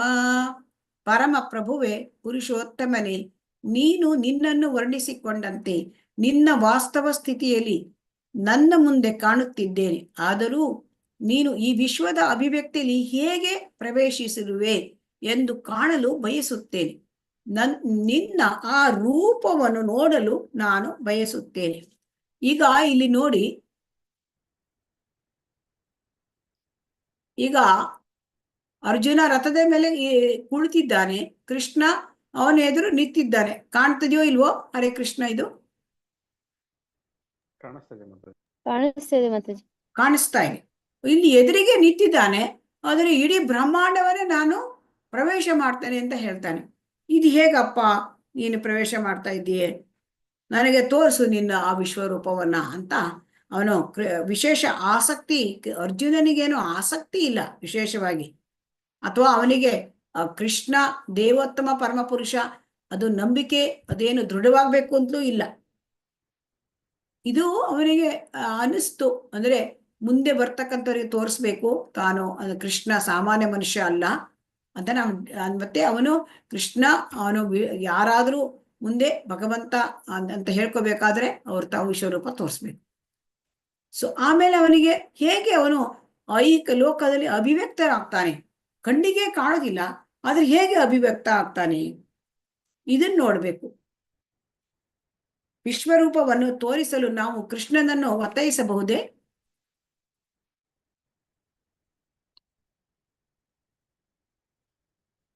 ಒತ್ತಾಯಿಸ್ಲಿಕ್ಕಾಗತ್ತಾ ಕೃಷ್ಣನನ್ನ? ನನಗೆ ವಿಶ್ವರೂಪ ದರ್ಶನ ತೋರ್ಸು ಅಂತ ಒತ್ತಾಯ ಮಾಡ್ಲಿಕ್ಕಾಗತ್ತಾ? ಇಲ್ಲ ಮಾತಾಜಿ. ಇಲ್ಲ ಮಾತಾಜಿ. ವಿಶ್ವರೂಪ ನೋಡ್ಲಿಕ್ಕೆ ನಮ್ಗೆ ಒತ್ತಾಯ ಮಾಡ್ಲಿಕ್ಕೆ ಆಗೋದಿಲ್ಲ. ಯಾಕೆ? ನಾವು ಪ್ರಾರ್ಥನೆ ಮಾಡ್ಕೊಳ್ಬಹುದು ಯಾರಿಗಾದ್ರೂ ವಿಶ್ವರೂಪ ನೋಡ್ಬೇಕು ಅಂತ ಇದ್ದವರಿಗೆ. ಆದ್ರೆ ಭಕ್ತರಿಗೆ ಅದನ್ನ ನೋಡ್ಲಿಕ್ಕೆ ಯಾವ ಇಚ್ಛೆ ಕೂಡ ಇರೋದಿಲ್ಲ. ಆದರೆ ಆ ವಿಶ್ವರೂಪವನ್ನು ನೋಡು ಅಂತ ನಾವು ತೋರಿಸು ಅಂತ ನಾವು ಪ್ರಾರ್ಥನೆ ಮಾಡ್ಬೋದು ಭಗವಂತನಿಗೆ. ಭಗವಂತನಿಗೆ ನಾವು ಫೋರ್ಸ್ ಮಾಡಕ್ ಬರೋದಿಲ್ಲ. ಹೌದು ಮಾತಾಜಿ. ಮನ್ಯಸೆ ಇದಿ ತಚ್ಚಕ್ಯಂ ಮಯಾ ದ್ರಷ್ಟುಮಿತಿ ಪ್ರಭೋ ಯೋಗೇಶ್ವರ ತಥೋ ಮೇ ತ್ವಂ ದರ್ಶಯಾತ್ಮನಂ ಅವ್ಯಯಂ. ಓ ಪ್ರಭುವೆ, ಯೋಗೀಶ್ವರನೇ, ನಿನ್ನ ವಿಶ್ವರೂಪವನ್ನು ನಾನು ನೋಡಬಲ್ಲೆ ಎಂದು ನೀನು ಭಾವಿಸುವೆಯಾದರೆ ಆ ನಿನ್ನ ಅಪರಿಮಿತ ವಿಶ್ವರೂಪವನ್ನು ತೋರಿಸು. ಈಗ ಏನ್ ಹೇಳ್ತಾನೆ, ಅರ್ಜುನನಿಗೆ ಅಹಂಕಾರ ಇಲ್ಲ ಅಲ್ವಾ? ಅರ್ಜುನ ಕೃಷ್ಣನ ಪರಮ ಗೆಳೆಯ, ತುಂಬಾ ಅಂದ್ರೆ ಜೊತೆಗೆ ಇದ್ದವರು ಅಲ್ವಾ, ಜೊತೆಗಿದ್ದವರು, ತುಂಬಾ ಕ್ಲೋಸ್ ಕೃಷ್ಣನಿಗೆ ಅರ್ಜುನ. ಆದ್ರೆ ಕೃಷ್ಣ ಅರ್ಜುನನಿಗೆ ಅರ್ಜುನ ಕೃಷ್ಣನಿಗೆ ನಿತ್ಯ ಸಂಗಾತಿ. ಇಷ್ಟಾದ್ರೂ ಕೂಡ ಅವನಿಗೆ ಚೂರು ಅಹಂಕಾರ ಇಲ್ಲ. ಅವನು ನನಗೆ ನಿನ್ಗೆ ವಿಶ್ವರೂಪ ತೋರಿಸು ನಂಗೆ ಅಂತೇಳಿ, ಅಂದ್ರೆ ಕ್ಲೋಸ್ ಇದ್ದವರು, ಫ್ರೆಂಡ್ಸ್ ಇದ್ದವರು ಹೇಳ್ತಾರೆ ಅಲ್ವಾ. ಈಗ ಒಬ್ರು ತುಂಬಾ ಇದರಲ್ಲಿ ಫ್ರೆಂಡ್ ಇರ್ತಾರೆ, ಒಳ್ಳೆ ಕ್ಲೋಸ್ ಫ್ರೆಂಡ್ ಇರ್ತಾರೆ, ಅವರು ಅಂದ್ರೆ ತುಂಬಾ ಟಾಪ್ ಪೋಸ್ಟ್ ಅಲ್ಲಿ ಇರ್ತಾರೆ, ಏನೋ ಒಂದು ಕೆಲಸ ಆಗ್ಬೇಕು, ಅವ್ರು ಮಾಡ್ತಾರೋ ಇಲ್ವೋ, ಓ ಆಯ್ತು ಪ್ಲೀಸ್ ಹೆಲ್ಪ್ ಮಾಡಿ ನಂಗೆ ತೋರಿಸಿ ಮಾಡಿ ಅಂತ ಮಾಡ್ತಾರ ಫೇವರು? ಮಾಡ್ತಾರೆ ಮಾತಾಜಿ. ಆದರೆ ಇಲ್ಲಿ ಫೇವರ್ ಕೇಳ್ತಾ ಇಲ್ಲ ಅರ್ಜುನ ಏನ್ ಕೇಳ್ತಾನೆ, ಅವನ್ ಅಹಂಕಾರ ಇಲ್ಲ, ಅವನು ಫೇವರು ಕೇಳ್ತಾ ಇಲ್ಲ. ಏನು, ನನಗೆ ಅರ್ಹತೆ ಇದ್ರೆ, ಈಗ ನನಗೆ ಅರ್ಹತೆ ಇದ್ರೆ ನೀನು ಕೊಡು, ಅರ್ಹತೆ ಇಲ್ಲದೆ ಇದ್ರೆ ನನಗೆ ಬೇಡ. ಇದು ಅರ್ಜುನನಿಗೆ ಅಹಂಕಾರ ಇಲ್ಲ, ಅರ್ಜುನನಿಗೆ ನಮ್ರತೆ ಅಲ್ವಾ? ಇದು ನಮ್ರತೆ ಅಲ್ವಾ? ಇದು ನಮ್ರತೆ ಹೌದು ಅಲ್ವಾ? ಹೌದು ಮಾತಾಜಿ. ಈ ನಮ್ರತೆಗೆ ಕೃಷ್ಣ ಬಾಗ್ತಾನೆ. ಕೃಷ್ಣ ಏನಕ್ಕೆ ಬಾಗ್ತಾನೆ? ನಮ್ರತೆಗೆ. ನಾವು ಅಹಂಕಾರ ಪಟ್ರೆ, ಈಗ ನಾನು ಅಂತವ ಇಂಥವ, ನಾನು ನನ್ನದು, ಇದೆಲ್ಲ ಅಹಂಕಾರ ಇದ್ರೆ ನಮಗೆ ಕೃಷ್ಣ ತೋರಿಸ್ತಾನ ಕೃಷ್ಣ? ಸೊ ಹಾಗಾಗಿ ನಮ್ರತೆಗೆ ಅರ್ಜುನನ ನಮ್ರತೆಗೆ ಕೃಷ್ಣ ಬಾಗಿದ. ಕೃಷ್ಣನಿಗೆ ಖುಷಿ ಆಯ್ತು, ತುಂಬಾ ನಮ್ರ, ಇವನು ನಮ್ರತೆಯಿಂದ ಇದ್ದಾನೆ ಅರ್ಜುನ ಅಂತ. ಸೊ ಹಾಗಾಗಿ ಈಗ ಚೈತನ್ಯ ಚರಿತಾಮೃತದಲ್ಲಿ ಕೂಡ ನಾವು ಉದಾಹರಣೆ ನೋಡ್ಬೋದು. ಸನಾತನ ಗೋಸ್ವಾಮಿ, ಚೈತನ್ಯ ಮಹಾಪ್ರಭು ಅಂದ್ರೆ ಬೇರೆ ಯಾರು ಅಲ್ಲ, ಅವರು ಕೃಷ್ಣನೇ. ಅವರು ಭಕ್ತರ ರೂಪದಲ್ಲಿ ಬಂದಿದ್ರು 500 ವರ್ಷಗಳ ಹಿಂದೆ. ಅವಾಗ ಸನಾತನ ಗೋಸ್ವಾಮಿ ಅಂತ ಒಬ್ರು ಇದ್ರು. ಅವರು 6 ಗೋಸ್ವಾಮಿಗಳದ್ದು ಒಬ್ರು. ಅವರು ವಾರಣಾಸಿಯಲ್ಲಿ ಹೇಳ್ತಾರೆ, ನಾ ನೀಚ ಜಾತಿ ನೀಚ ಸಂಘ ಪತಿತ ಅಧಮ, ನಾನು ನೀಚ ಜಾತಿ, ಆಕ್ಚುಲಿ ನೀಚ ಜಾತಿ ಆಗಿರ್ಲಿಲ್ಲ, ಅವರು ಬ್ರಾಹ್ಮಣ ಕುಟುಂಬದಲ್ಲಿ ಹುಟ್ಟಿದ್ರು. ಆದ್ರೆ ಅವರು ನವಾಬ್ ಹುಸೇನಿಗೆ ಅವರು ಸಹಾಯ ಮಾಡಿದ್ರಿಂದ ಅವರಿಗೆ ಅಲ್ಲಿ ಅವರ ಮಂತ್ರಿ ಮಂಡಲದಲ್ಲಿ ಮಂತ್ರಿಯಾಗಿ ಅವ್ರನ್ನ ಸೇರ್ಸ್ಕೊಂಡ್ಬಿಟ್ರು. ಇವರು ತುಂಬಾ ಇಂಟೆಲಿಜೆಂಟು ಮತ್ತೆ ಒಳ್ಳೆ ಕಾರಬಾರ್ ಮಾಡ್ತಾರೆ ಹೇಳಿ ಅವರಿಗೆ ಅವರ ಮಂತ್ರಿ ಮಂಡಲ ಸೇರ್ಸ್ಕೊಂಡಿರೋದ್ರಿಂದ ಅಲ್ಲಿ ಅವರನ್ನು ಮುಸ್ಲಿಮರಾಗಿ ಕನ್ವರ್ಟ್ ಮಾಡ್ಬಿಟ್ಟಿದ್ರು. ಹಾಗಾಗಿ ಹೇಳ್ತಾರೆ ಅವರು, ನಾನು ನೀಚ ಸಂಘ ಮಾಡಿಬಿಟ್ಟಿದ್ದೇನೆ, ನಾನು ಪತಿತ ಅಂತೆಲ್ಲ ಹೇಳ್ತಾರೆ. ಆಗ ಸನಾತನ ಗೋಸ್ವಾಮಿ ಈ ರೀತಿ ಹೇಳೋದನ್ನ ನೋಡಿ ಚೈತನ್ಯ ಮಹಾಪ್ರಭು ಹಾರ್ಟೇ ಮೆಲ್ಟ್ ಆಗಿ ಹೋಗ್ತದೆ ಅಂತೆ. ಹಾಗಾಗಿ ನಾವು ಹೃದಯ ಅಂದ್ರೆ, ನೀನು ನನ್ನ ಹೃದಯವೇ ನೀನು ಗೆದ್ದಿದ್ದೀಯಾ, ನಿನ್ನ ನಮ್ರತೆಗೆ ನಾನು ನಾನು ತುಂಬಾ ಇಷ್ಟಪಟ್ಟೆ ಅಂತ ಚೈತನ್ಯ ಮಹಾಪ್ರಭುಗಳು ಸನಾತನ ಗೋಸ್ವಾಮಿ ಹೇಳ್ತಾರೆ. ಹಾಗೆ ಇಲ್ಲಿ ಕೃಷ್ಣ ಅರ್ಜುನನ ನಮ್ರತೆಗೆ ಅವನು ತುಂಬಾ ಇದನ್ನ ತಲೆಬಾಗಿದ್ದಾನೆ. ಇವನ ನಮ್ರತೆ ಎಷ್ಟಿದೆ ಅಂತ. ಹಾಗಾಗಿ ನಮಗೆ ಭಕ್ತಿಯಲ್ಲಿ ಅಡ್ವಾನ್ಸ್ ಆಗ್ಬೇಕು ಅಂದ್ರೆ ನಮ್ಗೆ ಅಹಂಕಾರ ಇರಬಾರ್ದು, ನಮ್ಗೆ ನಮ್ರತೆ ಇರಬೇಕು ಅಲ್ವಾ? ಅವನು ನಮ್ರತೆ ಕೇಳ್ತಾರೆ, ನನಗೆ ವಿಶ್ವರೂಪವನ್ನ ತೋರಿಸು ಅಂತ. ಪಶ್ಚಾದಿತ್ಯಾನ್ ವಸೂನ್ ರುದ್ರಾನ್ ಅಶ್ವಿನ ಮರುತಸ್ತತ ಬಹುನಿ ಅದೃಷ್ಟ ಪೂರ್ವಾಣಿ ಪಶ್ಚಾಶ್ಚರ್ಯಾಣಿ ಭಾರತ. ಭರತ ವಂಶದವರಲ್ಲಿ ಶ್ರೇಷ್ಠನೇ, ಆದಿತ್ಯರು, ವಸುಗಳು, ರುದ್ರರು, ಅಶ್ವಿನಿ ಕುಮಾರರು ಮತ್ತು ಇತರ ಎಲ್ಲ ದೇವತೆಗಳ ವಿವಿಧ ಅಭಿವ್ಯಕ್ತಿಗಳನ್ನು ನೋಡು. ಈವರೆಗೆ ಯಾರು ನೋಡದಿರುವ ಕೇಳದಿರುವ ಆಶ್ಚರ್ಯಗಳನ್ನು ನೋಡು. ಈಗೇನ್ ತೋರಿಸ್ತಾ ಇದ್ದಾರೆ? ವಿಶ್ವರೂಪ ತೋರಿಸ್ತಾರೆ. ಅದು ಹಿಂದೆ ಯಾರು ಇಷ್ಟು ಅರ್ಜುನ ನೋಡಿದ ಹಾಗೆ ಯಾರು ನೋಡ್ಲಿಲ್ವಂತೆ. ಸೊ ಹಾಗಾಗಿ ಅರ್ಜುನ ಮೊಟ್ಟ ಮೊದಲು ನೋಡ್ತಾ ಇದ್ದಾನೆ ಇಷ್ಟೊಂದು ಡೀಟೇಲ್ ಆಗಿ ವಿಶ್ವರೂಪವನ್ನ. ಯಾರು ಕೇಳಲಿಲ್ಲ, ಯಾರು ನೋಡ್ಲಿಲ್ಲ. ಆ ಆಶ್ಚರ್ಯಗಳನ್ನ ನಿನಗ್ ತೋರಿಸ್ತಾ ಇದ್ದಾನೆ ಅಂದ್ರೆ ಭಕ್ತನಿಗೆ ತೋರಿಸ್ತಾನೆ. ಭಗವಂತ ತನ್ನನ್ನು ರಿವೀಲ್ ಮಾಡ್ಕೊಳ್ತಾನೆ ಏನಿದು ಅಂತ.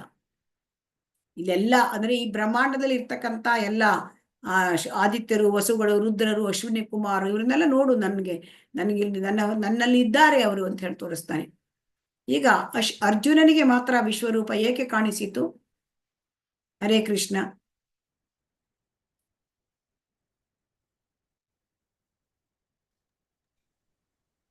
ಯಾರಾದ್ರೂ ಉತ್ತರ ಹೇಳ್ತೀರಾ? ಅವನು ಅರ್ಜುನ ಕೃಷ್ಣನಿಗೆ ಒಳ್ಳೆ ಮಿತ್ರನಾಗಿರ್ತಾನೆ.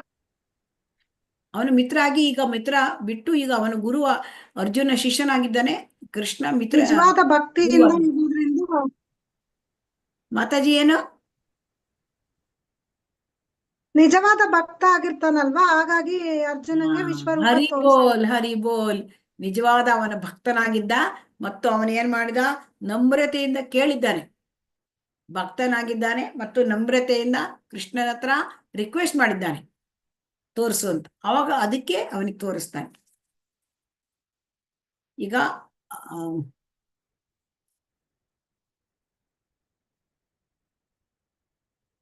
ಇಹ ಇಕಸ್ತಂ ಜಗತ್ ಕೃಷ್ಣಂ ಪಶ್ಯಾದ್ಯ ಸಚರಾಚರಂ ಮಮ ದೇಹೇ ಗುಡಾಕೇಶ ಹೆಚ್ಚಾನ್ಯತ್ ದ್ರಷ್ಟುಮಿಚ್ಛಸಿ. ಅರ್ಜುನ, ನೀನು ಏನೇನನ್ನು ನೋಡಲು ಬಯಸುತ್ತೀಯೋ ಅದೆಲ್ಲವನ್ನು ಒಮ್ಮೆಗೆ ಈ ನನ್ನ ದೇಹದಲ್ಲಿ ನೋಡು.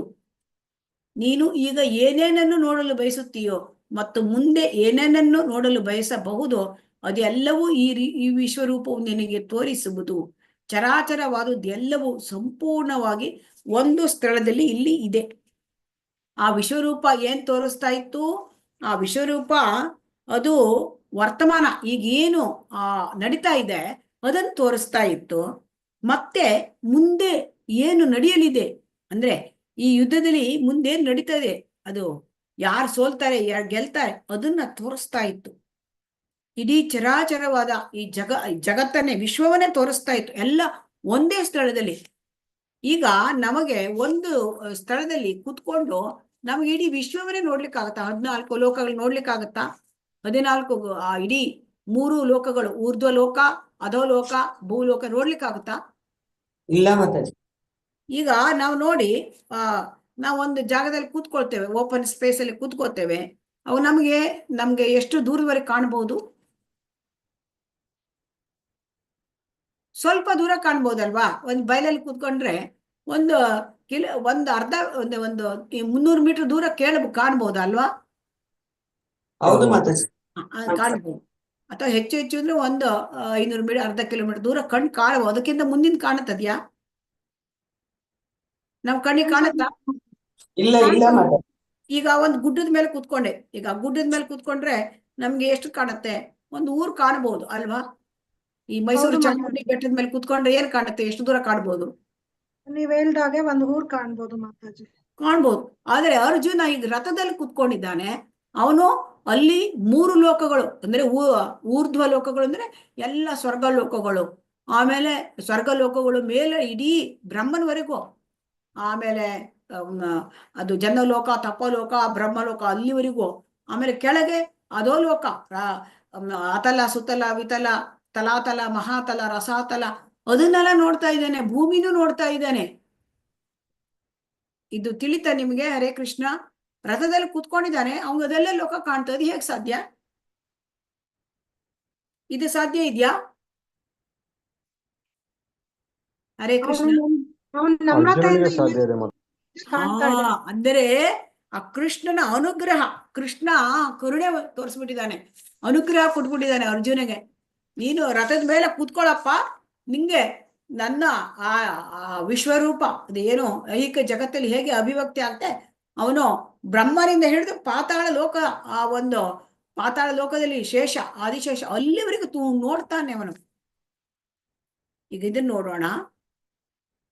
ನೋಡಿ, ಅವ್ಗೆ ಚಕ್ಷು ಕೊಟ್ಟಿದ್ದಾನೆ, ಕಣ್ಣಿಗೆ ಚಶ್ಮ ಅಂದ್ರೆ ಕಣ್ಣಿಗೆ ದಿವ್ಯ ಚಕ್ಷು ಕೊಟ್ಟಿದ್ದಾನೆ. ನತು ಮಾಂ ಶಕ್ಯಸೆ ದ್ರಷ್ಟುಂ ಅನೇನೈವ ಸ್ವಚಕ್ಷುಷ ದಿವ್ಯಂ ದದಾಮಿ ತೇ ಚಕ್ಷುಃ ಪಶ್ಯ ಮೇ ಯೋಗಮೈಶ್ವರಂ. ಅರ್ಜುನ, ನಿನಗೆ ನಿನ್ನ ಕಣ್ಣಿಂದ ನೋಡಕ್ ಆಗೋದಿಲ್ಲ. ಅರ್ಜುನನಿಗೆ ಏನ್ ಹೇಳ್ತಾನೆ? ನಿನ್ನ ಕಣ್ಣಿಂದ ಇದನ್ನ ನನ್ನನ್ನು, ಈ ರೂಪವನ್ನ ನಿನಗೆ ನೋಡ್ಲಿಕ್ಕೆ ಆಗಲ್ಲ. ನಿನಗೆ ದಿವ್ಯವಾದ ಕಣ್ಣುಗಳನ್ನು ಕೊಡುತ್ತೇನೆ, ನನ್ನ ಐಶ್ವರ್ಯ ಯೋಗವನ್ನು ನೋಡು. ದಿವ್ಯ ಕಣ್ಣು ಕೊಡ್ತಾನೆ.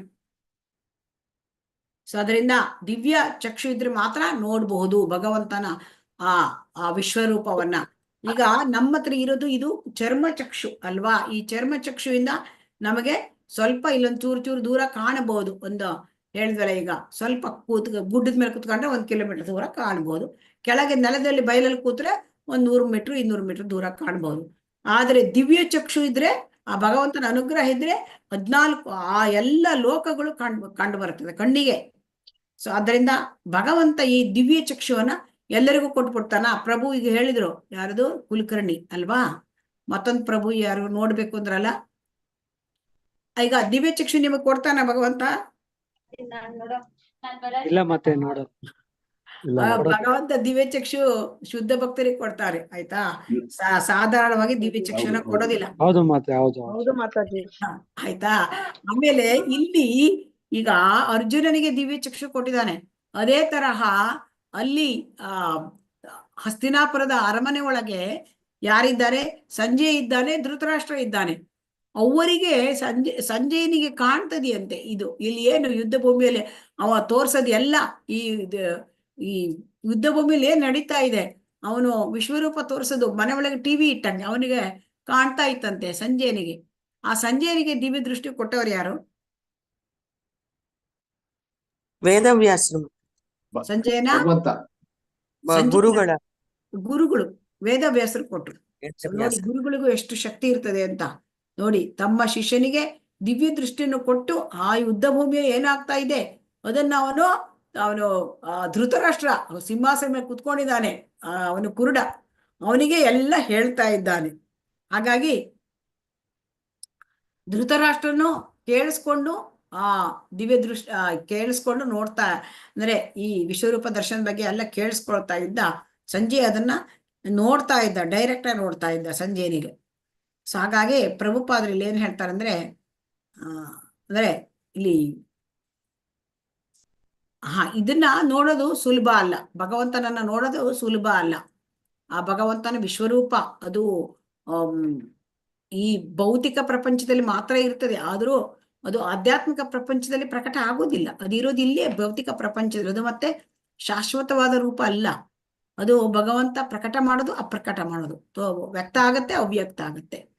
ಹಾಗಾಗಿ ಈಗ ನಮಗೆ ಭಗವಂತನನ್ನು ನೋಡ್ಬೇಕು ಅಂತಂದ್ರೆ ಇದು ನಿರಾಕಾರ ಆದ ಶಕ್ತಿ ಸ್ವರೂಪ. ಇದು ಭಗವಂತನ ಶಕ್ತಿ ಸ್ವರೂಪ. ಈಗ ಏನ್ ಹೇಳ್ತಾರೆ ಆ ನಿರಾಕಾರವಾದಗಳು, ಭಗವಂತನಿಗೆ ರೂಪ ಇಲ್ಲ, ಅವನ ಶಕ್ತಿ ಇದೆ, ಶಕ್ತಿ.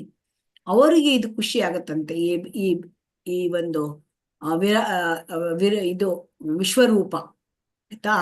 ಭಕ್ತರಿಗೆ ವಿಶ್ವರೂಪ ಪ್ರೀತಿ ಆಗಲ್ಲ. ಅವರಿಗೆ ಭಕ್ತರಿಗೆ ಭಗವಂತನ ಆ ಒಂದು ಸುಂದರ ಮನಮೋಹಕ ಆ ಕೃಷ್ಣನ ಕೊಳಲಿನ ರೂಪ, ಆ ದ್ವಿಭುಜ ರೂಪ, ಅದು ಅವರಿಗೆ ಇಷ್ಟ. ಯಾಕಂದ್ರೆ ಅಲ್ಲಿ ಅವನು ರಸವಿನಿಮಯ ಮಾಡ್ತಾನೆ. ಇದು ಹೆದರಿಕೆ ಹುಟ್ಟಿಸುತ್ತೆ. ಈ ಒಂದು ವಿಶ್ವರೂಪ ಭಯ ಹುಟ್ಟಿಸುತ್ತೆ, ಆಮೇಲೆ ಒಂದ್ ರೀತಿ ದಿಗ್ಭ್ರಮೆ ಹುಟ್ಟಿಸುತ್ತೆ. ಹಾಗಾಗಿ ಭಕ್ತರಿಗೆ ಇದು ಇಷ್ಟ ಆಗಲ್ಲ. ಅದರಿಂದ ಭಕ್ತರು ಏನ್ ಪಡಿಲಿಕ್ಕೆ ಇಷ್ಟಪಡ್ತಾರೆ, ಅವರು ಆ ಒಂದು ದಿವ್ಯ ಸಚ್ಚಿದಾನಂದ ರೂಪವನ್ನು ನೋಡ್ಲಿಕ್ಕೆ ಇಷ್ಟಪಡ್ತಾರೆ. ಆ ಸಚ್ಚಿದಾನಂದ ರೂಪ ನೋಡ್ಲಿಕ್ಕೆ ಏನ್ ಬೇಕು? ಪ್ರೇಮ ಚಕ್ಷು ಬೇಕು. ಈಗ ನಮ್ಮ ಕಣ್ಣಲ್ಲಿ ಇರೋದು ಚರ್ಮಚಕ್ಷು, ಅರ್ಜುನನಿಗೆ ಕೊಟ್ಟಿರೋದು ದಿವ್ಯ ಚಕ್ಷು. ಈಗ ಪ್ರೇಮ ಚಕ್ಷು, ಶುದ್ಧ ಭಕ್ತರು ಪ್ರೇಮ ಚಕ್ಷು ಪಡ್ಕೊಳ್ತಾರೆ. ಪ್ರೇಮಾಂಜನ ಚುರಿತ ಭಕ್ತಿ ವಿಲೋಚನೇನ ಸಂತಾಸದೈವ ಹೃದಯೇಶು ವಿಲೋಕಯಂತಿ ಯಂ ಸಾಮ ಸುಂದರಮಚಿಂತ್ಯ ಗುಣಸ್ವರೂಪಂ ಗೋವಿಂದಂ ಆದಿಪುರುಷಂ ತಮಹಂ ಭಜಾಮಿ. ಅಲ್ಲಿ ಬ್ರಹ್ಮ ಏನ್ ಹೇಳ್ತಾನೆ, ಯಾರು ಭಕ್ತರು ಅವರು ಏನಾಗಿರ್ತಾರೆ, ಪ್ರೇಮವನ್ನ ತಮ್ಮ ಕಣ್ಣಲ್ಲಿ ಹಚ್ಕೊಂಡಿರ್ತಾರೆ. ಅಂದ್ರೆ ಪ್ರೇಮ, ಭಗವಂತನ ಬಗ್ಗೆ ಪ್ರೇಮ. ಆ ಪ್ರೇಮ ಇದ್ದಾಗ ಭಗವಂತ ಕಾಣ್ತಾನೆ, ಸಚ್ಚಿದಾನಂದ ರೂಪ ಅಂತ ಕಾಣ್ತದೆ. ಇದನ್ನ ನಾವು ತಿಳ್ಕೊಳ್ಬೇಕು. ಏವ ಮುಕ್ತ್ವಾ ತಥೋ ರಾಜನ್ ಮಹಾಯೋಗೇಶ್ವರೋ ಹರಿಹಿ ದರ್ಶಯಾಮಾಸ ಪಾರ್ಥಾಯ ಪರಮಂ ರೂಪಮೈಶ್ವರಂ. ಸಂಜಯನು ಹೇಳಿದನು, ರಾಜನೇ, ಮಹಾಯೋಗೀಶ್ವರನು, ದೇವೋತ್ತಮ ಪರಮ ಪುರುಷನು ಹೀಗೆ ಅರ್ಜುನನಿಗೆ ತನ್ನ ವಿಶ್ವರೂಪವನ್ನ ತೋರಿಸನು. ಹಸ್ತಿನಾಪುರದ ಅರಮನೆಯಲ್ಲಿ ಕೂತ್ಕೊಂಡಿದ್ದಾರೆ ಸಂಜಯ, ಅವನಿಗೆ ಕಾಣ್ತಾ ಇದೆ ಇಲ್ಲಿ ನೋಡಿ ವಿಶ್ವರೂಪ. ಆಮೇಲೆ ಈ ವಿಶ್ವರೂಪ ತೋರಿಸ್ತಾ ಇದ್ದಾನೆ ಅಂತ ಧೃತರಾಷ್ಟ್ರನಿಗೆ ಹೇಳ್ತಾ ಇದ್ದಾನೆ. ಆ ಧೃತರಾಷ್ಟ್ರನಿಗೆ ಸ್ವಲ್ಪ ಭಯ ಆಯ್ತಂತೆ, ಅದನ್ನ ಕೇಳಿ ಭಯ ಆಯ್ತಂತೆ.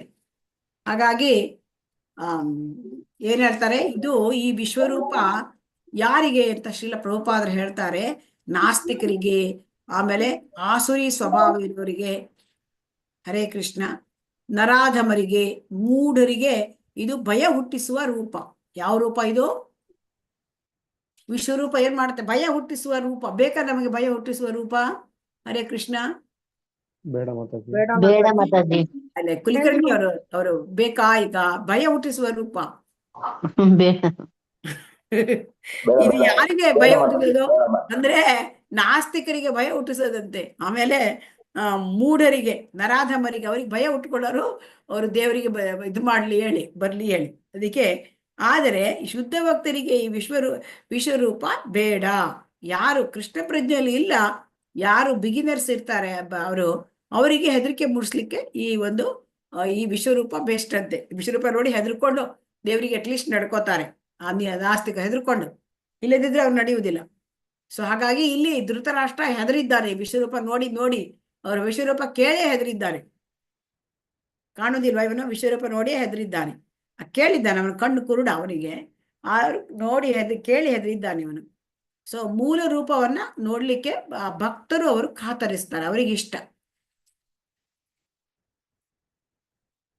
ಅನೇಕ ವಕ್ತ್ರ ನಯನಂ ಅನೇಕ ಅದ್ಭುತ ದರ್ಶನಂ ಅನೇಕ ದಿವ್ಯಾಭರಣಂ ದಿವ್ಯಾನೇಕೋದ್ಯತಾಯುಧಂ ದಿವ್ಯ ಮಾಲ್ಯಾಂಬರಧರಂ ದಿವ್ಯ ಗಂಧಾನುಲೇಪನಂ ಸರ್ವಾಶ್ಚರ್ಯಮಯಂ ದೇವಂ ಅನಂತಂ ವಿಶ್ವತೋಮುಖಂ ದಿವಿ ಸೂರ್ಯ ಸಹಸ್ರಸ್ಯ ಭವೇದ್ಯುಗಪದುತ್ಥಿತಾ ಯದಿ ಬಾಹ ಸದೃಶೀ ಸಾ ಸ್ಯಾದ್ ಭಾಸಸ್ತಸ್ಯ ಮಹಾತ್ಮನಃ.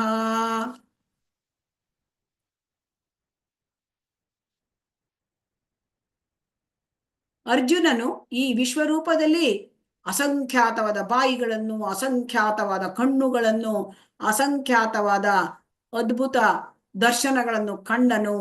ಆತನು ದಿವ್ಯ ಮಾಲೆಗಳನ್ನು, ವಸ್ತ್ರಗಳನ್ನು ಧರಿಸಿದ್ದನು, ಹಲವು ದಿವ್ಯ ಗಂಧಗಳನ್ನು ಲೇಪಿಸಿಕೊಂಡಿದ್ದನು. ಎಲ್ಲವೂ ಆಶ್ಚರ್ಯಮಯವಾಗಿದ್ದಿತು, ಉಜ್ವಲವಾಗಿದ್ದಿತು, ಅನಂತವಾಗಿತ್ತು, ವಿಶ್ವತೋಮುಖವಾಗಿತ್ತು. ಹೇಗಿತ್ತು ಆ ವಿಶ್ವರೂಪ? ಅದು ಹೇಗೆ ಕಾಣ್ತದೆ ಅಂದ್ರೆ ಆಕಾಶದಲ್ಲಿ ಹರಡ್ಕೊಂಡಿರ್ತದೆ ಅಂತೆ ವಿಶ್ವರೂಪ. ಹಿಂಗೆ ಅರ್ಜುನನೆದಿಗೆ ಕೃಷ್ಣ ನಿಂತಿದ್ದಾನೆ, ಆದ್ರೆ ವಿಶ್ವರೂಪ ಎಲ್ಲಿ ಕಾಣ್ತಾ ಇದೆ? ಅಲ್ಲಿ ಆಕಾಶದಲ್ಲಿ ಹಿಂಗ್ ನೋಡ್ತಾ ಇದ್ದಾನೆ ಅರ್ಜುನ. ಅಲ್ಲಿ ಏನ್ ಕಾಣ್ತಾ ಇದೆ ಅವನಿಗೆ? ಎದುರಿಗೆ ಅರ್ಜುನ ಇದ್ದಾನೆ, ಕೃಷ್ಣ ಇದ್ದಾನೆ, ಅವನ ದ್ವಿಭುಜ ರೂಪ ಕಾಣ್ತಾ ಇದ್ದಾನೆ. ಆದ್ರೆ ಮೇಲೆ ಹಿಂಗ್ ನೋಡಿದ್ರೆ ಅಲ್ಲಿ ಕಾಣ್ತಾ ಇದೆ ವಿಶ್ವರೂಪ. ಈಗ ಟಿವಿ ಸ್ಕ್ರೀನ್ ಇದ್ದಂಗೆ ಆಕಾಶವೇ ಸ್ಕ್ರೀನು. ಅಲ್ಲಿ ಏನ್ ಕಾಣ್ತಾ ಇದೆ? ಅನೇಕ ಬಾಯಿ, ಎಲ್ಲಿ ನೋಡಿ ಇಲ್ಲಿ ಅನೇಕ ಬಾಯಿಗಳು, ಎಲ್ಲಿ ನೋಡಿದ್ರು ಬಾಯಿಗಳು, ಎಲ್ಲಿ ನೋಡಿದ್ರು ಕಣ್ಣುಗಳು, ಎಲ್ಲಿ ನೋಡಿದ್ರು ಆ ಅದ್ಭುತ ದರ್ಶನ.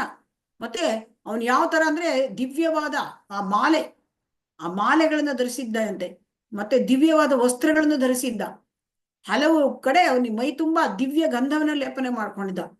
ಇಂಥ ಒಂದು ಉಜ್ವಲ ಆಗಿತ್ತು ಅಂತಂದ್ರೆ ಅದು ಅನಂತ, ಎಲ್ಲಿ ನೋಡಿದ್ರು ಕಾಣ್ತದೆ. ಅನಂತ ಅಂದ್ರೆ ಅದಕ್ಕೆ ಎಲ್ಲಿ ಯಾವ ಕಡೆ ನೋಡಿದ್ರು ಕಾಣ್ತದೆ ಅನಂತ. ಇದು ಎಲ್ಲಿ ಶುರುವಾಗ್ತದೆ, ಎಲ್ಲಿ ಮುಗಿತದೆ ಏನು ಗೊತ್ತಾಗೋದಿಲ್ಲ. ಲಕ್ಷಾಂತರ ಸೂರ್ಯರು ಒಟ್ಟಿಗೆ ಆಕಾಶದಲ್ಲಿ ಉದಿಸಿದ್ದರೆ ಆ ಪ್ರಭೆಯು ಆ ವಿಶ್ವರೂಪದಲ್ಲಿ ಇತ್ತು. ಈಗ ನೋಡಿ, ನಮಗೆ ಮಧ್ಯಾಹ್ನ 12 ಗಂಟೆ ಉರಿ ಬಿಸಿಲಲ್ಲಿ ಹೀಗೆ ಕಣ್ಣಲ್ಲಿ ಹಿಂಗೆ ಎತ್ತಿ ನೋಡಿದರೆ ನಮ್ ಕಣ್ಣು ಮುಚ್ಚಿ ಹೋಗುತ್ತೋ ಇಲ್ವೋ? ಹೌದು ಮಾತಾಜಿ. ಒಂದು 10 ಸೆಕೆಂಡ್ 20 ಸೆಕೆಂಡಿಗೆ ಮುಚ್ಚಿ ಹೋಗ್ಬಿಡುತ್ತೆ, ಕಣ್ಣು ನೋಡಕ್ಕಾಗಲ್ಲ ಸೂರ್ಯನನ್ನ. ಅದು ಒಂದು ಸೂರ್ಯ, ನಮ್ಗೆ ಒಂದು ಸೂರ್ಯ ನೋಡಕ್ ನಮ್ಗೆ ಆಗೋದಿಲ್ಲ ಹೀಗೆ ಕತ್ತಿ ಎತ್ತಿ. ಈಗ ಲಕ್ಷಾಂತರ ಸೂರ್ಯ ಒಟ್ಟಿಗೆ ಬಂದ್ರೆ ನಮ್ ಕಣ್ಣು ಹಿಂಗ್ ಬಿಡ್ಲಿಕ್ಕೆ ಆಗತ್ತಾ? ಕಣ್ಣು ಬಿಡ್ಲಿಕ್ಕೆ ಆಗಲ್ಲ. ಆದ್ರೆ ಅರ್ಜುನ ಬಿಟ್ಟು ನೋಡ್ತಾ ಇದ್ದಾನೆ ನೋಡಿ. ಆ ಅರ್ಜುನನಿಗೆ ಆ ದಿವ್ಯ ಚಕ್ಷು ಕೊಟ್ಟಿರೋದ್ರಿಂದ ಕಣ್ಣು ಓಪನ್ ಮಾಡಿ ನೋಡ್ತಾ ಇದ್ದಾನೆ. ಲಕ್ಷಾಂತರ ಸೂರ್ಯರು ಬಂದ್ರೆ ಎಷ್ಟು ಬೆಳಕಾಗ್ಬೋದು? ಆಮೇಲೆ ಲಕ್ಷಾಂತರ ಸೂರ್ಯರು ಬಂದ್ರೆ ಎಷ್ಟು ಶಕೆ ಆಗ್ಬೋದು, ಶಾಖ ನಮಗೆ ಊಹಿಸಲಿಕ್ಕೆ ಆಗದೆ ಇರೋ ಅಷ್ಟು ನಾವು ತಡ್ಕೊಳಕ್ ಆಗುತ್ತಾ ಆ ಒಂದು ಶಾಖವನ್ನ, ಬೆಳಕನ್ನ?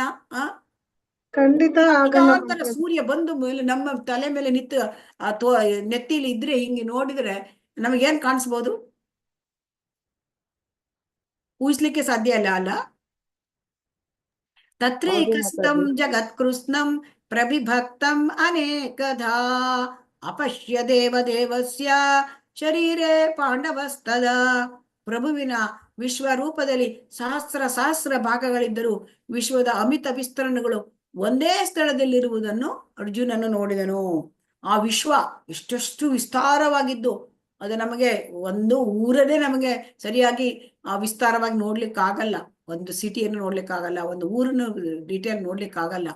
ಆದ್ರೆ ಅಲ್ಲಿ ಆ ಇಡೀ ಸಹಸ್ರ ಸಹಸ್ರ ಆ ವಿಶ್ವರೂಪದಲ್ಲಿ ಭಾಗಗಳಿದ್ರು ಅವು ಒಂದೇ ಸ್ಥಳದಲ್ಲಿ ಕಾಣ್ತಾ ಇತ್ತು. ಅರ್ಜುನ ಅಲ್ಲೇ ರಥದಲ್ಲೇ ಕೂತ್ಕೊಂಡಿದ್ದ, ಅವನಿಗೆ ಕಾಣ್ತಾ ಇದೆ, ಎಲ್ಲ ಕಾಣ್ತಾ ಇದೆ. ಸೊ ಹಾಗಾಗಿ ಇದು ಅಲ್ಲಿ ಏನಾಯ್ತಂತೆ, ಕುರುಕ್ಷೇತ್ರದಲ್ಲಿ ಇದ್ದ ಬೇರೆಯವರಿಗೆ ಕಾಣಿಸ್ಲಿಲ್ಲಂತೆ. ನೋಡಿ, ಅರ್ಜುನ ಇದ್ದಿದ್ದ ಕುರುಕ್ಷೇತ್ರದಲ್ಲಿ, ಮತ್ತಾರಿದ್ರು ಆ ರಣಭೂಮಿಯಲ್ಲಿ? ಆ ರಣಭೂಮಿಯಲ್ಲಿ ಮತ್ತಾರಿದ್ರು? 18 ಲಕ್ಷ ಅಕ್ಷೋಹಿಣಿ ಸೈನ್ಯ ನಿಂತಿತ್ತು ಎದುರಿಗೆ ಅಲ್ವಾ? ಹೌದು ಮಾತಾಜಿ. ಅವರಿಗೆಲ್ಲ ಏನು ಕಾಣ್ಲಿಲ್ಲಂತೆ. ಅರ್ಜುನನೇ ಕಾಣ್ತಾ, ಯುದ್ಧಕ್ಕೆಲ್ಲ ಇನ್ನೇನು ರೆಡಿ ಆಗ್ತಾ ಇದೆ, ಯುದ್ಧ ಘೋಷಣೆ ಆಗೋಗಿದೆ. ಅಲ್ಲಿ ಯುದ್ಧ ಏನು ಪ್ರಾರಂಭ ಆಗ್ತದೆ ಅವಾಗ ಇದು ತೋರಿಸ್ತಾ ಇದ್ದೇನೆ. ಯುದ್ಧ ಪ್ರಾರಂಭವಾಗುವ ಕೇವಲ ಒಂದು ಅರ್ಧ ತಾಸು ಮುಂಚೆ. ಈಗ ನೋಡಿ, ಈಗ 9:30 10 ಗಂಟೆಗೆ ಯುದ್ಧ ಶುರು ಆಗ್ತದೆ ಈಗ ತೋರಿಸಿದ್ರೆ ಅರ್ಜುನನಿಗೆ ಹೇಗಾಗ್ಬೇಕು ಮನಸ್ಥಿತಿ. ಹಾಗಾಗಿ ಇಲ್ಲಿ ತೋರಿಸ್ತಾ ಇದ್ದಾನೆ, ಒಂದೇ ಜಾಗದಲ್ಲಿ ನೋಡ್ತಾ ಇದ್ದಾನೆ. ತತಃ ಸಾ ವಿಸ್ಮಯಾವಿಷ್ಟೋ ಪೃಷ್ಟ ರೋಮಾ ಧನಂಜಯ ಪ್ರಣಮ್ಯ ಶಿರಸಾ ದೇವಂ ಕೃತಾಂಜಲಿರ್ ಅಭಾಷತ.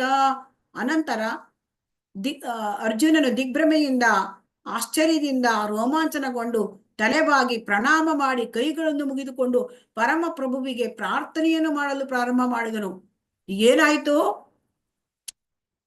ಅದು ನೋಡ್ತಾ ಇದ್ದೇನೆ, ಅದನ್ನು ನೋಡಿ ಅವನಿಗೆ ದಿಗ್ಭ್ರಮೆ ಆಯ್ತು. ದಿಗ್ಭ್ರಮೆ, ಅತ್ಯಾಶ್ಚರ್ಯ ಆಗ್ತಾ ಇದೆ. ಅಪ್ಪ ಇದೇನು ಅಂತ ಹಿಂಗ್ ನೋಡ್ತಾ ಇದ್ರು, ಎಲ್ಲಿ ನೋಡಿದ್ರು ತಲೆಗಳು, ಕಣ್ಣುಗಳು, ಕಾಲುಗಳು, ತೊಡೆಗಳು, ಆ ಒಂದು ಬಾಹುಗಳು, ಆಮೇಲೆ ಉದರಗಳು, ಅವನಿಗೆ ದಿವ್ಯ ಮಾಲೆಗಳು, ಅದು ಗಂಧ ಎಲ್ಲ ದಿವ್ಯ ಆಭರಣಗಳು. ಇದು ನೋಡ್ತಾ ಇದ್ದಾನೆ, ಅವನಿಗೆ ಒಂಥರ ಮೈಯೆಲ್ಲ ರೋಮಾಂಚನ ಆಗ್ತಾ ಇದೆ. ಮೈಯೆಲ್ಲ ಇದು ಕೂದಲೆಲ್ಲ ಎದ್ದು ನಿಲ್ತಾ ಇದೆ. ಏನಂತ ಮಾಡ್ಬೇಕು ಗೊತ್ತಲ್ಲ. ಅರ್ಜುನ ಅವಾಗ ಏನ್ ಮಾಡ್ತಾನೆ, ತಲೆಬಾಗಿ ಪ್ರಣಾಮ ಮಾಡ್ತಾನೆ. ಏನ್ ಮಾಡ್ತಾನೆ? ನಮಸ್ಕಾರ ಮಾಡ್ತಾನೆ.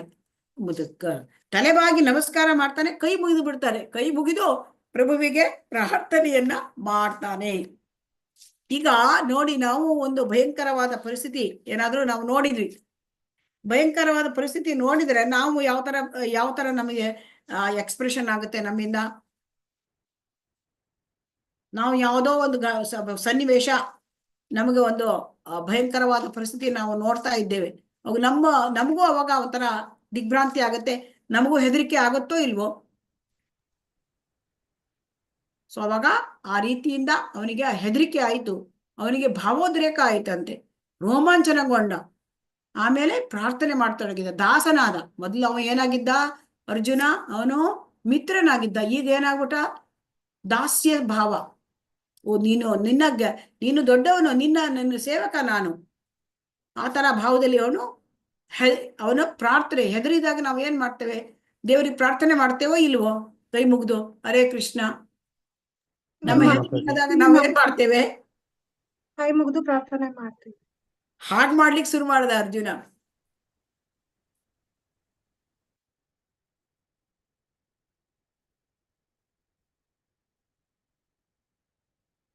ಅರ್ಜುನ ಉವಾಚ ಪಶ್ಯಾಮಿ ದೇವಾಂಸ್ತವ ದೇವದೇಹೇ ಸರ್ವಾಂಸ್ತಥಾ ಭೂತ ವಿಶೇಷ ಸಂಘಾನ್ ಬ್ರಹ್ಮಾಣಂ ಈಶಂ ಕಮಲಾಸನಸ್ಥಂ ಋಷೀಂಶ್ಚ ಸರ್ವಾನ್ ಉರಗಾಂಶ್ಚ ದಿವ್ಯಾನ್.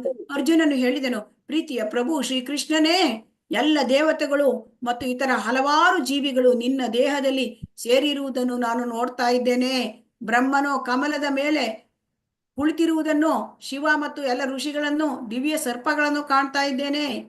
ಏನ್ ಕಾಣ್ತಾ ಇದ್ದಾನೆ ಅರ್ಜುನ? ಇವನು ಕೃಷ್ಣ ಅಲ್ಲೇ ಇದ್ದಾನೆ, ಎದುರಿಗೆ ಇದ್ದಾನೆ. ಕೃಷ್ಣ ಎದುರಿಗೆ ಇದ್ದಾನೆ. ಅವ್ನಿಗೆ ಹೇಳ್ತಾ ಇದ್ದಾನೆ ಮೇಲೆ ನೋಡ್ಕೊಂಡು, ಓ ಕೃಷ್ಣ, ನೀನ್ ನೋಡಿ, ನಿನ್ ಶರೀರದಲ್ಲಿ ನಾನು ಏನನ್ನ ನೋಡ್ತಾ ಇದ್ದೇನೆ. ಅಲ್ಲೇ ನಾನು ಇಲ್ಲಿ ನೋಡಿ, ಇಲ್ಲಿ ನೋಡಿ ಬ್ರಹ್ಮ ಕೂತ್ಕೊಂಡಿದ್ದೇನೆ, ಇಲ್ಲಿ ಕಾಣ್ತಾ ಇದೆಯಾ? ಇಲ್ಲಿ ಬ್ರಹ್ಮ,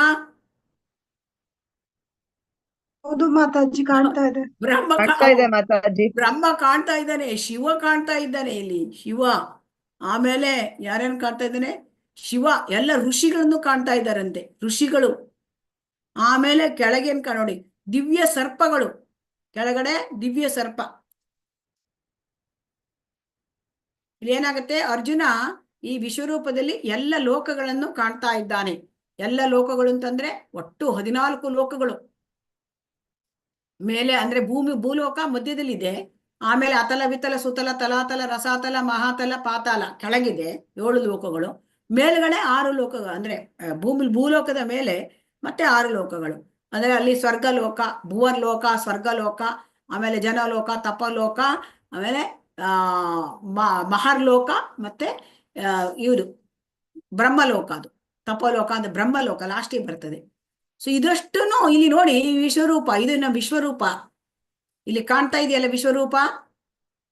ಸೊ ಅಲ್ಲಿ ಕಾಣ್ತಾ ಇದ್ದಾನೆ. ಇದು ಇಡೀ 14 ಲೋಕಗಳನ್ನು ಅವನ ಶರೀರದಲ್ಲಿ ಕಾಣ್ತಾ ಇದ್ದಾನೆ. ಇದು ಒಂದು ರೀತಿ ಆಶ್ಚರ್ಯ ಅಲ್ವಾ? ಭಯ ಆಗತ್ತಾ? ಹೌದು ಕೆಳಗೆ ಮಾತಾಜಿ. ಅವನು ಈ ಕೆಳಗೆ ಏನಿದೆ, ಇದು ಪಾತಾಳ ಲೋಕದ ಕೆಳಗೆ ಅಲ್ಲಿ ಕೆಳಗೆ ಅಲ್ಲಿ ಇದಿದೆ, ಅಂದ್ರೆ ಆ ಊರಗ ಯಾವುದು ಅಂತಂದ್ರೆ ಪಾತಾಳ ಲೋಕದಲ್ಲಿ ನೋಡ್ತಾನೆ. ಅಲ್ಲಿ ಗರ್ಭೋದಕ ಶಾಹಿ ವಿಷ್ಣು ಸರ್ಪಶಯ್ಯ ಮೇಲೆ, ವಾಸುಕಿಯ ಮೇಲೆ ಮಲಗಿದ್ದಾನೆ, ಅದನ್ನು ಕೂಡ ಕಾಣ್ತಾ ಇದ್ದಾನೆ. ಸೊ ಹಾಗಾಗಿ ಎಲ್ಲ 14 ಲೋಕಗಳನ್ನು ಅವನು ತನ್ನ ರಥದಲ್ಲಿ ಕುಳಿತುಕೊಂಡು ನೋಡ್ಲಿಕ್ಕೆ ಸಾಧ್ಯ ಆಗ್ತದೆ. ಇದು ಹೇಗೆ? ಇದು ಭಗವಂತನ ಕೃಪೆಯಿಂದ ಅಲ್ವಾ? ಭಗವಂತನ ಕೃಪೆಯಿಂದ ನೋಡ್ಲಿಕ್ಕೆ ಆಗತ್ತಾ ಇದು? ಇಲ್ಲ ಮಾತಾಜಿ.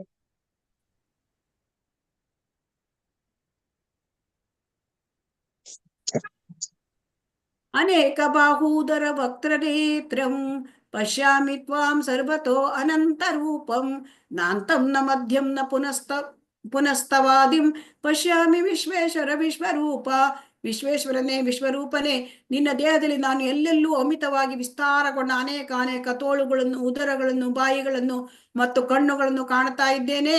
ನಿನ್ನಲ್ಲಿ ಆದಿಯನ್ನಾಗಲಿ, ಮಧ್ಯವನ್ನಾಗಲಿ, ಅಂತ್ಯವನ್ನಾಗಲಿ ನಾನು ಕಾಣಲಾರೆನು. ಎಲ್ಲಿ ನೋಡಿದರೂ ಅವನು ಇದನ್ನ ಪದೇ ಪದೇ ಅದನ್ನೇ ಹೇಳ್ತಾ ಇದ್ದಾನೆ, ಪದೇ ಪದೇ. ಈಗ ಹಿಂದೆನೂ ಅದನ್ನೇ ಹೇಳ್ತಾ ಇದ್ದಾನೆ, ಈಗ ಮತ್ತೆ ಅದನ್ನೇ ಹೇಳ್ತಾ ಇದ್ದಾನೆ. ಎಲ್ಲಿ ನೋಡಿದ್ರು ನಾನು ಕಣ್ಣು ನೋಡ್ತೇನೆ, ಕಾಲು ನೋಡ್ತೇನೆ, ಹೊಟ್ಟೆ ನೋಡ್ತೇನೆ, ನಿನ್ನ ಬಾಯಿಗಳನ್ನು ನೋಡ್ತೇನೆ, ನೀನು ಎಲ್ಲಿ ಶುರುವಾದೆ, ನೀ ಎಲ್ಲಿ ಎಂಡಾದೆ, ನಂಗೆ ಏನೂ ಗೊತ್ತಾಗ್ತಾ ಇಲ್ಲಪ್ಪ ಅಂತ ಹೇಳ್ತಾರೆ. ಇದು ಯಾಕೆ ಪದೇ ಪದೇ ನಾವು ಅವನು ಹೇಳ್ತಾನೆ ಕೇಳಿದ್ರೆ, ಎಲ್ಲದೂ ಅಂದ್ರೆ ಯಾವಾಗ ಮನುಷ್ಯ ಒಂದ್ ರೀತಿ ದಿಗ್ಭ್ರಮೆಗೆ ಒಳಗಾಗ್ತಾನೆ. ಈಗ ನಾವು ಹೇಳಿದ್ದೇನೆ ಹೇಳುದಿಲ್ವಾ? ಒಮ್ಮೆ ಆಶ್ಚರ್ಯ ಆದಾಗ ಮತ್ತೆ ಮತ್ತೆ ಅದನ್ನೇ ಹೇಳೋದಿಲ್ವಾ? ಅಯ್ಯೋ ಹೀಗಾಯ್ತು, ಹೀಗೆ ಕಾಣ್ತಾ ಇದೆ ಅಂತ, ಹೀಗೆಲ್ಲ ಆಗಿತ್ತಪ್ಪ ಇನ್ಸಿಡೆಂಟ್, ನಾನು ನೋಡಿದೆ ಅಂತ ಹೇಳಲ್ವಾ? ಪದೇ ಪದೇ ಯಾವಾಗ ಹೇಳ್ತೇವೆ? ನಮ್ಗೊಂದೊಮ್ಮೆ ದಿಗ್ಭ್ರಮೆ ಉಂಟಾದಾಗ ನಾವು ಪದೇ ಪದೇ ಹೇಳ್ತೇವೆ. ಆಮೇಲೆ ಅದೊಂದೇ ಅಲ್ಲ, ಅವನಿಗೆ ಅದು ಕೂಡ ನಮ್ಗೆ ಮತ್ತೆ ಮತ್ತೆ ಅದರ ಇಂಪಾರ್ಟೆನ್ಸ್ ತಿಳಿಸ್ಬೇಕಾಗಿತ್ತು. ನೋಡಿ, ವಿಶ್ವರೂಪ ಅಂದ್ರೆ ಹೇಗಿರ್ತದೆ ಅಂತ. ಸೊ ಹಾಗಾಗಿ ಆದಿ ಮಧ್ಯ ಅಂತ್ಯ ಏನು ಗೊತ್ತಾಗೋದಿಲ್ಲ. ಎಲ್ಲಿ ಶುರುವಾತು, ಎಲ್ಲಿ ಎಂಡಾಯ್ತು, ಏನು ಗೊತ್ತಾಗೋದು. ಎಲ್ಲಿ ನೋಡಿದ್ರು ಕಾಣ್ತಾ ಇದೆ ಆ ರೂಪ. ಎಲ್ಲಿ ನೋಡಿದ್ರು ಕಣ್ಣೆತ್ತಿ ನೋಡಿದ್ರೆ ಎಲ್ಲ ಕಡೆಗೂ ಎಲ್ಲ ತಲೆಗಳು, ಕಾಲುಗಳು, ಕಣ್ಣುಗಳು ಎಲ್ಲ ನಮ್ಮನಿಗೆ ಕಾಣ್ತಾ ಇದೆ ಅವನಿಗೆ. ಅದಕ್ಕೆ ಅವನಿಗೀಗ ಆಶ್ಚರ್ಯ ಆಗೋಗಿದೆ. ತ್ವಮಕ್ಷರಂ ಪರಮಂ ವೇದಿತವ್ಯಂ ತ್ವಮಸ್ಯ ವಿಶ್ವಸ್ಯ ಪರಂ ನಿಧಾನಂ ತ್ವಂ ಅವ್ಯಯಃ ಶಾಶ್ವತ ಧರ್ಮಗೋಪ್ತ ಸನಾತನಸ್ತ್ವಂ ಪುರುಷೋ ಮತೋ ಮೇ.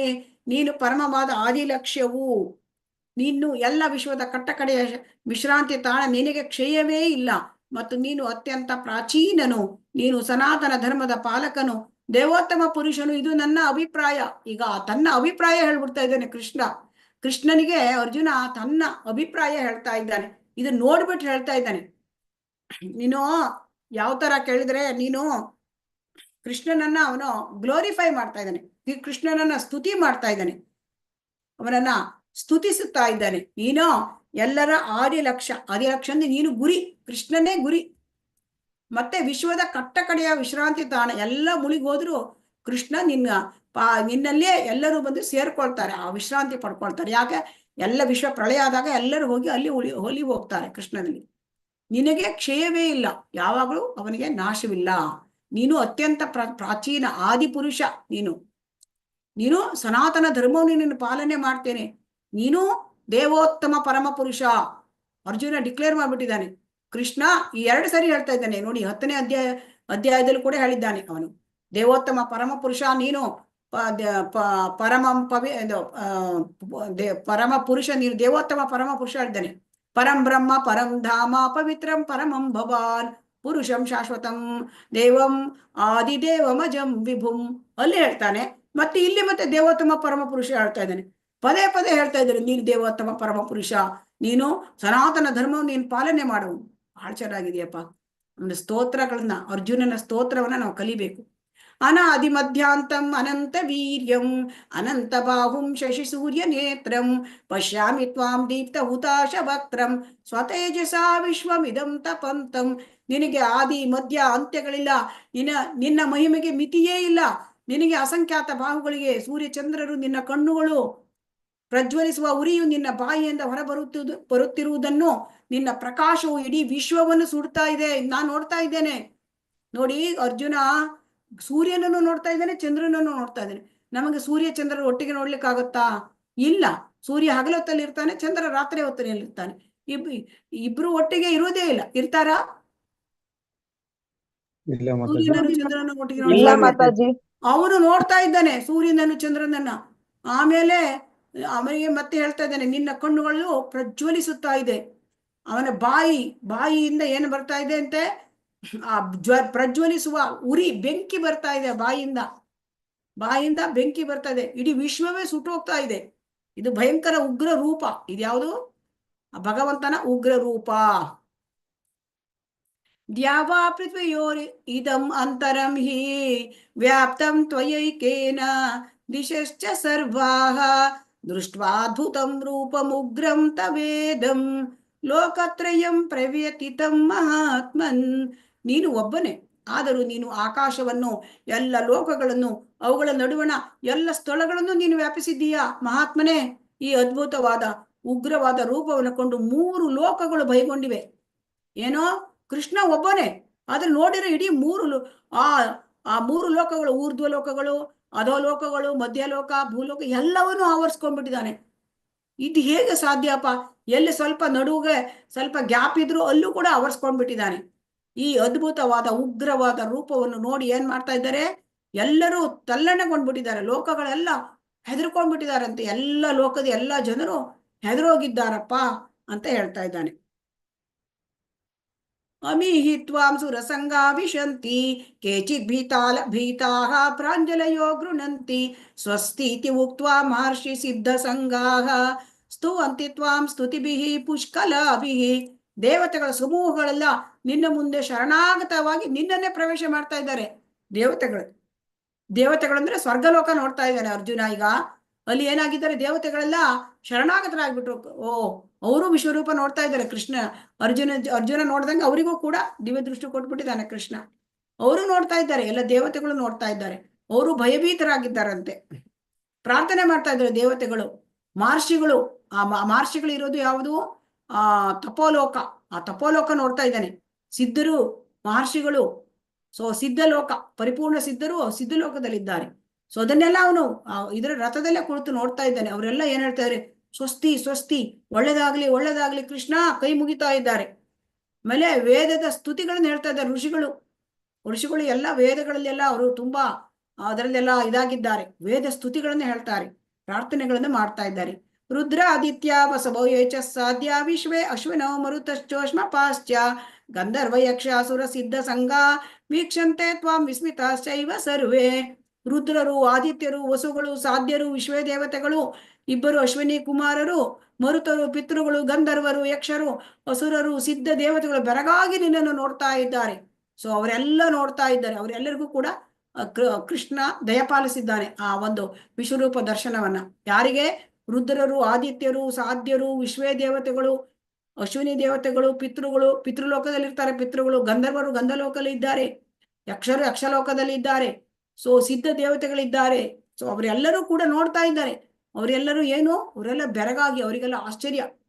ರೂಪ ಮಹತ್ತೇ ಬಹುವಕ್ತ್ರ ನೇತ್ರಂ ಬಾಹೋ ಬಹುಬಾಹುರುಪಾದಂ ಬಹುದರಂ ಬಹುಧನುಷ್ಟ್ರಾಕರಾಲಂ ದೃಷ್ಟ ಲೋಕಾಹ ಪ್ರವೃತ್ತಿತಾಸ್ತತಾಹಂ. ಎಲ್ಲ ಈ ಮಹಾಬಾಹುವೆ, ಹಲವು ಮುಖಗಳನ್ನು, ಕಣ್ಣುಗಳನ್ನು, ಬಾಹುಗಳನ್ನು, ತೊಡೆಗಳನ್ನು, ಪಾದಗಳನ್ನು, ಉದರಗಳನ್ನು, ಹೋರೆದಾಡುಗಳನ್ನು ಹೊಂದಿರುವ ನಿನ್ನ ಮಹಾನ್ ರೂಪವನ್ನು ಕಂಡು ದೇವತೆಗಳನ್ನು ಒಳಗೊಂಡಂತೆ ಅವರ ಲೋಕಗಳು ಭಯಗೊಂಡಿವೆ. ದೇವತೆಗಳು ಎಲ್ಲರೂ ಭಯಗೊಂಡ್ಬಿಟ್ಟಿದ್ದಾರೆ ನಿನ್ನ ನೋಡಿ. ಯಾವ ತರ ಕೋರೆದಾಡು ಬಂದಿದೆ ಅವನಿಗೆ, ಆ ವಿಶ್ವರೂಪಕ್ಕೆ. ಆ ಎಲ್ಲ ಪದೇ ಪದೇ ಹೇಳ್ತಾ ಇದ್ದಾನೆ, ನಿನಗೆ ಇಷ್ಟು ಉದರಗಳು, ಬಾಡಿ ಪಾರ್ಟ್ಸು, ಅದನ್ನ ನೋಡಿ ದೇವತೆಗಳೇ ಭಯಗೊಂಡಿದ್ದಾರಂತೆ. ಅವರನ್ನು ನೋಡ್ಕೊಂಡು ನಾನು ಭಯಪಟ್ಟಿದ್ದಾನೆ. ಅರ್ಜುನ ತನ್ನ ಸ್ಥಿತಿಯನ್ನು ಕೃಷ್ಣನಿಗೆ ಹೇಳ್ತಾ, ಎದುರಿಗೆ ಕೃಷ್ಣ ಇದ್ದಾನೆ, ಎದುರಿಗೆ ಅವನ ಎದುರಿಗೆ ನಿಂತ್ಕೊಂಡಿದ್ದಾರೆ ಕೃಷ್ಣ. ಅವರೆಲ್ಲರೂ ಇದನ್ನ ಮಾಡ್ತಾ ಇದ್ದಾರೆ, ನಾನು ಭಯಗೊಂಡ್ಬಿಟ್ಟಿದ್ದೇನೆ ಅಂತ ಪ್ರಾರ್ಥನೆ ಮಾಡ್ತಾ ಇದ್ದಾನೆ. ನನಗೂ ಭಯ ಆಗ್ತಾ ಇದೆಯಪ್ಪ ಈ ವಿಶ್ವರೂಪ ನಿಂದು. ಅರ್ಜುನನು ಯಾಕೆ ವಿಚಲಿತನಾದ? ಅರ್ಜುನನ ವಿಶ್ವರೂಪ ನೋಡಿ ಯಾಕೆ ವಿಚಲಿತನಾದ?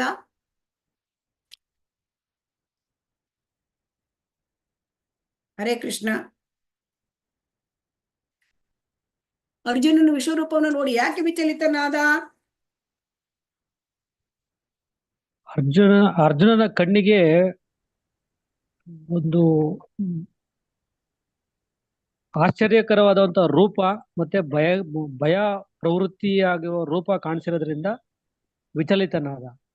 ಅರ್ಜುನ ಶುದ್ಧ ಭಕ್ತ. ಶುದ್ಧ ಭಕ್ತರಿಗೆ ಯಾವತ್ತೂ ಈ ಉಗ್ರವಾದ ರೂಪ ಅವರಿಗೆ ಇಷ್ಟ ಆಗೋದಿಲ್ಲ. ಅವರು ಕೃಷ್ಣನ 2 ಕೈಗಳ ರೂಪವನ್ನು ನೋಡಿ ಕೃಷ್ಣನ ಜೊತೆ ಅವರು ಏನ್ ಮಾಡ್ತಾರೆ, ಆ ರಸವಿನಿಮಯ ಮಾಡ್ಕೊಳ್ತಾರೆ. ಅದು ಅವ್ರ ಪ್ರೀತಿಯಿಂದ ಕೃಷ್ಣನ ಆ ಪ್ರೀತಿ ಇರ್ತಕ್ಕಂಥ ರೂಪವನ್ನು ನೋಡ್ಲಿಕ್ಕೆ ಇಷ್ಟಪಡ್ತಾರೆ. ಅದಕ್ಕಾಗಿ ಆಯ್ತು.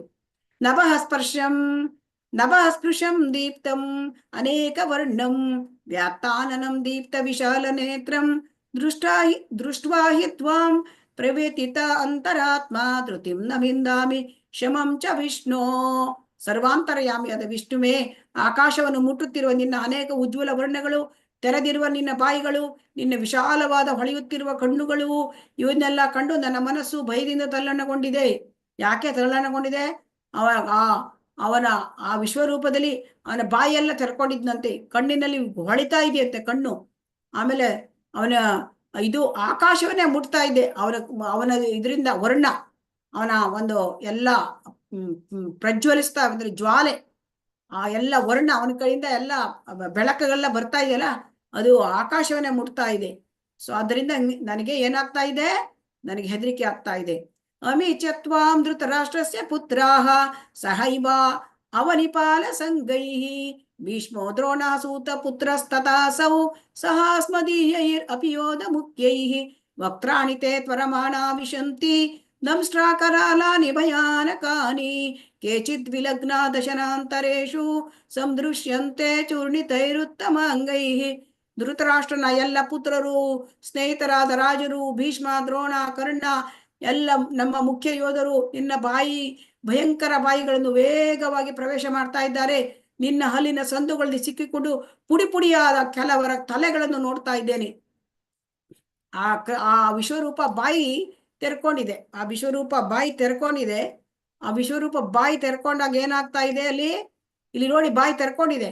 ಅಲ್ಲಿ ಎಲ್ಲ ಧೃತರಾಷ್ಟ್ರನ 3 ಜನ ಮಕ್ಕಳು ಒಳಗೆ ಬಡ ಒಳಗೆ ಹೋಗ್ತಾ ಇದ್ದಾರೆ. ಆಮೇಲೆ ಎಲ್ಲ ಯೋಧರು ಆ ಕುರುಕ್ಷೇತ್ರದಲ್ಲಿ ಅವರೆಲ್ಲ ಹೋಗ್ತಾ ಇದ್ದಾರೆ. ಸೊ ಹಾಗಾಗಿ ಕುರುಕ್ಷೇತ್ರ ಯುದ್ಧ ಭೂಮಿಯಲ್ಲಿ ಏನಾಗಿದ್ದಾರೆ, ಯಾರೂ ಉಳಿಯುವುದಿಲ್ಲ. ಪಾಂಡವರು ಬಿಟ್ರೆ ಬೇರೆ ಯಾರೂ ಉಳಿಯುವುದಿಲ್ಲ.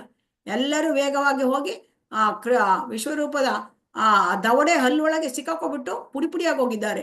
ಅಂದ್ರೆ ಇಲ್ಲಿ ಭವಿಷ್ಯವನ್ನು ತೋರಿಸ್ತಾ ಇದ್ದಾರೆ, ಯುದ್ಧದ ಭವಿಷ್ಯ.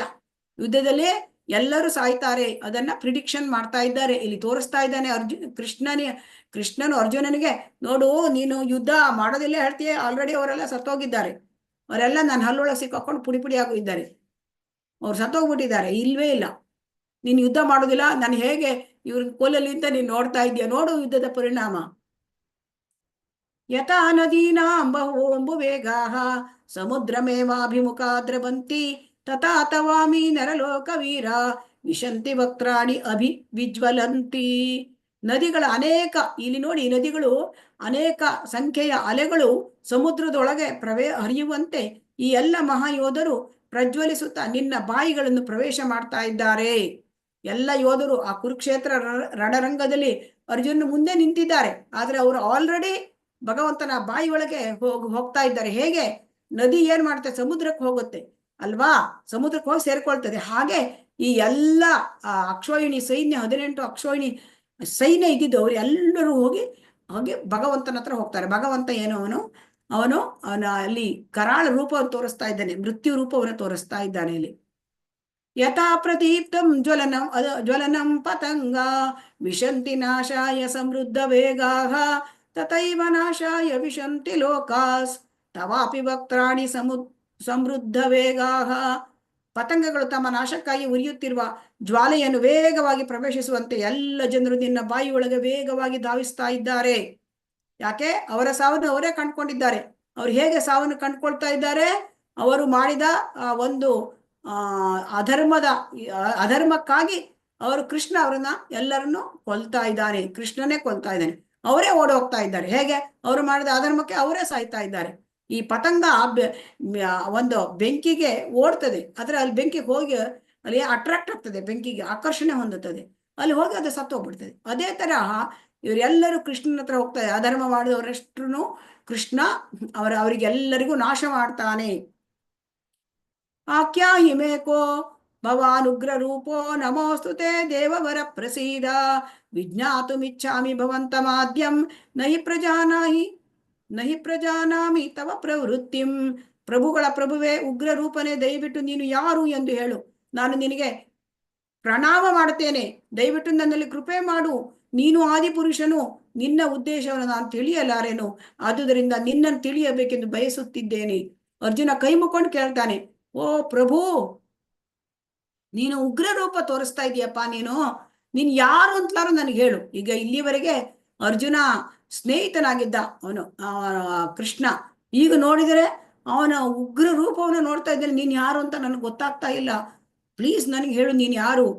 ನಿನಗೆ ನಮಸ್ಕಾರ ಮಾಡ್ತೇನೆ, ಪ್ಲೀಸ್ ನೀನ್ ಯಾರು ಹೇಳು, ನನ್ ಮೇಲೆ ಕೃಪೆ ಮಾಡಿಯಾದ್ರೂ ಹೇಳು ನೀನ್ ಯಾರು ಅಂತ ಹೇಳ್ತಾ ಇದ್ದೇನೆ. ನೀನ್ ಯಾಕೆ ಈ ತರ ನಾನು ತೋರಿಸ್ತಾ ಇದೆಯಾ, ನಿನ್ನ ಉದ್ದೇಶ ಏನು ಅಂತ ಕೇಳ್ತಾ ಇದ್ದೇನೆ. ಆದ್ದರಿಂದ ನಿನ್ನನ್ನು ತಿಳಿದುಕೊಳ್ಳಲು ನಾನು ಬಯಸುತ್ತೇನೆ. ಶ್ರೀ ಭಗವಾನ್ ಉವಾಚ ಕಾಲೋಸ್ಮಿ ಲೋಕಕ್ಷಯ ಕೃತ್ ಪ್ರವೃದ್ಧೋ ಲೋಕಾನ್ ಸಮಾಹರ್ತುಂ ಇಹ ಪ್ರವೃತ್ತಃ ಋತೇಪಿ ತ್ವಾಂ ನ ಭವಿಷ್ಯಂತಿ ಸರ್ವೇ ಯೇ ಅವಸ್ಥಿತಾಃ ಪ್ರತ್ಯನಿಕೇಶು ಯೋಧಾಃ. ದೇವೋತ್ತಮ ಪರಮ ಪುರುಷನು ಹೀಗೆ ಹೇಳಿದನು, ನಾನು ಕಾಲನು, ಎಲ್ಲಾ ಲೋಕಗಳ ಮಹಾನ್ ಕ್ಷಯಕಾರಿಯು, ಎಲ್ಲಾ ಜನರನ್ನು ನಾಶ ಮಾಡಲು ನಾನು ಇಲ್ಲಿಗೆ ಬಂದಿದ್ದೇನೆ. ನಿಮ್ಮನ್ನು, ಪಾಂಡವರನ್ನು ಬಿಟ್ಟು 2 ಪಕ್ಷಗಳ ಎಲ್ಲ ಯೋಧರು ಕೊಲ್ಲಲ್ಪಡುವರು. ಸೊ ಹಾಗಾಗಿ ಕೃಷ್ಣ ಏನ್ ಹೇಳ್ತಾನೆ, ನಾನು ಕಾಲ ಅಂದ್ರೆ ಟೈಮ್.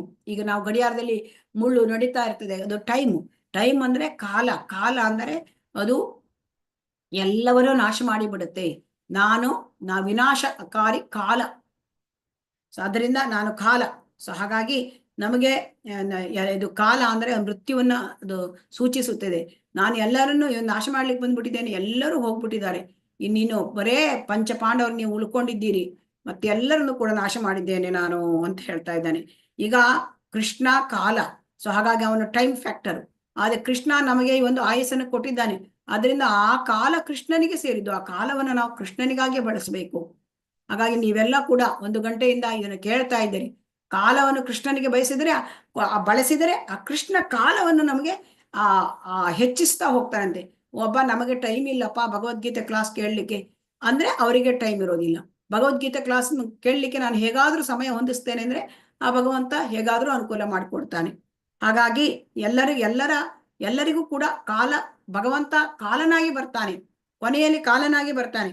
ಭಕ್ತರು ಕೂಡ ಸಾಯ್ಲಿಕ್ಕುಂಟು, ಆಮೇಲೆ ಅಭಕ್ತರು ಕೂಡ ಸಾಯ್ಲಿಕ್ಕುಂಟು, ಎಲ್ಲರೂ ಕೂಡ ಸಾಯ್ಲಿಕ್ಕುಂಟು. ಆದರೆ ಭಕ್ತರಿಗೆ ಅವನು ಯಾವ ರೀತಿ ಬರ್ತಾನೆ ಅಂದ್ರೆ ಆ ಬೆಕ್ಕು ಬಾಯಲ್ಲಿ ಒಂದು ಮರಿ ಹಿಡ್ಕೊಂಡಂಗೆ ತುಂಬಾ ಪ್ರೀತಿಯಿಂದ ಅವರನ್ನ ಕರ್ಕೊಂಡು ಹೋಗ್ತಾನೆ ಭಗವಂತ. ಆ ಅಭಕ್ತರಿಗೆ ಹೇಗೆ ಬರ್ತಾನೆ ಅಂದ್ರೆ ಆ ಇಲಿ ಬೆಕ್ಕಿನ ಬಾಯಲ್ಲಿದ್ರೆ ಇಲಿಗೆ ಪ್ರಾಣ ಸಂಕಟ, ಹಾಗೆ ಅಭಕ್ತರದ್ದು ಅವರ ಸಾವು. ಸೊ ಆ ರೀತಿ ಕೃಷ್ಣ ಸಾಯುವಾಗ ಎಲ್ಲರಿಗೂ ಕೂಡ ಭೇಟಿ ಮಾಡೇ ಮಾಡ್ತಾನೆ. ಸೊ ಆದ್ದರಿಂದ ಇಲ್ಲಿ ನಾವು ತುಂಬಾ ನೋಡ್ಕೋಬೇಕು. ಇಲ್ಲಿ 18 ಅಕ್ಷೋಹಿಣಿ ಸೈನ್ಯ ಎಲ್ಲರನ್ನು ಕೂಡ ಅಲ್ಲಿ ಹತವಾಗಿದ್ದಾರೆ. ಅದನ್ನ ಆ ಯುದ್ಧದ ಫಲಿತಾಂಶ ಈಗ ಯುದ್ಧ ಪ್ರಾರಂಭವಾಗುವ ಮೊದಲೇ ಅದು ಡಿಕ್ಲೇರ್ ಆಗೋಗಿದೆ. ಸೊ ಹಾಗಾಗಿ ಭಗವಂತ, ಅದರಿಂದ ನಾವಿಲ್ಲಿ ಭಗವದ್ಗೀತೆಯಲ್ಲಿ ನಾವು 5 ವಿಷಯಗಳನ್ನ ನಾವು ತಿಳ್ಕೊಳ್ತೇವೆ ಅಂತ ಹೇಳಿದ್ವಿ ಅಲ್ವಾ? ಯಾವುದು ಆ 5 ವಿಷಯಗಳು? ಯಾರಾದ್ರೂ ಹೇಳ್ತೀರಾ? ಸ್ವಲ್ಪ ಬೇಗ ಹೇಳಿ, ಟೈಮ್ಗಳು ಮುಗಿತಾ ಇದೆ. ಹರೇ ಕೃಷ್ಣ. ಕ್ವಿಕ್ ಆಗಿ ಆನ್ಸರ್ ಮಾಡ್ಬೇಕಾಗುತ್ತೆ. ಹರೇ ಕೃಷ್ಣ. ಯಾವುದು 5 ವಿಷಯಗಳು, ಭಗವದ್ಗೀತೆಯ ವಿಷಯಗಳು? ಹರೇ ಕೃಷ್ಣ. ಪ್ರಕೃತಿ, ಕಾಲ, ಕರ್ಮ ಮತ್ತೆ ಜೀವಾತ್ಮ, ಪರಮಾತ್ಮ. ಸೊ ಇದಿಷ್ಟು ಆ 5.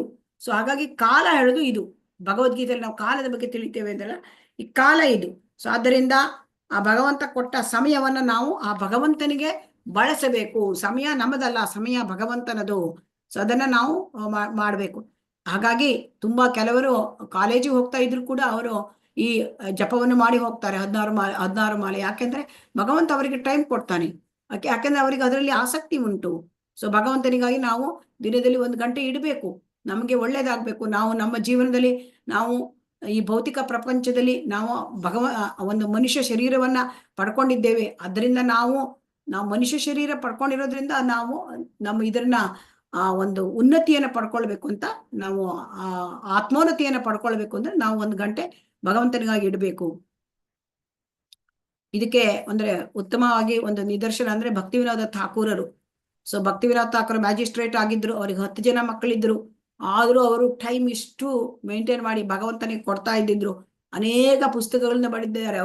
ಅವ್ರ ಸಂಪ್ರದಾಯದಲ್ಲಿ ಆಚಾರ್ಯರು ಕೂಡ ಅವರು 8 ಗಂಟೆ ಅವ್ರು ಏನ್ ಹೇಳ್ತಾರೆ, 8 ಗಂಟೆ ನಾವು ದೇಹಕ್ಕೆ, 8 ಗಂಟೆ ಮನಸ್ಸಿಗೆ, 8 ಗಂಟೆ ನಾವು ರಾತ್ರಿ ಅಂದ್ರೆ ಮಲಗಲಿಕ್ಕೆ, ಅಂದ್ರೆ ದೇಹಕ್ಕೆ ಮನಸ್ಸಿಗೆ 8 ಗಂಟೆ ಭಗವಂತನಿಗೆ ಇಡಬೇಕು. 8 ಗಂಟೆ ಭಗವಂತನಿಗೆ ಇಡಬೇಕಂತೆ. ನೋಡಿ, 8 ಗಂಟೆ ದೇಹಕ್ಕೆ, 8 ಗಂಟೆ ಮನಸ್ಸಿಗೆ. ದೇಹಕ್ಕೆ ಅಂದ್ರೆ ಮಲಗಲಿಕ್ಕೆ, ಮತ್ತೆ ಇದನ್ನ ಮಾಡ್ಲಿಕ್ಕೆ, ನಮ್ಮ ದೇಹದ ಒಂದು ಇದನ್ನ ಕಾಪಾಡ್ಲಿಕ್ಕೆ. ಮನಸ್ಸಿಗೆ 8 ಗಂಟೆ ಕೆಲಸ ಮಾಡ್ಲಿಕ್ಕೆ, ಮತ್ತೆ 8 ಗಂಟೆ ಭಗವಂತನಿಗೆ. ಹೀಗೆ ನಾವು ನಮ್ಮ ಸಮಯವನ್ನ ನಾವು ತೆಗೆದಿರಬೇಕು. ಸೊ ಕಾಲ ಅಂದ್ರೆ ಅದು ಭಗವಂತನ ಶಕ್ತಿ. ಅದರಿಂದ ಭಗವಂತನ ಶಕ್ತಿಯನ್ನು ಭಗವಂತನಿಗಾಗಿ ನಾವು ಬಳಸಬೇಕು.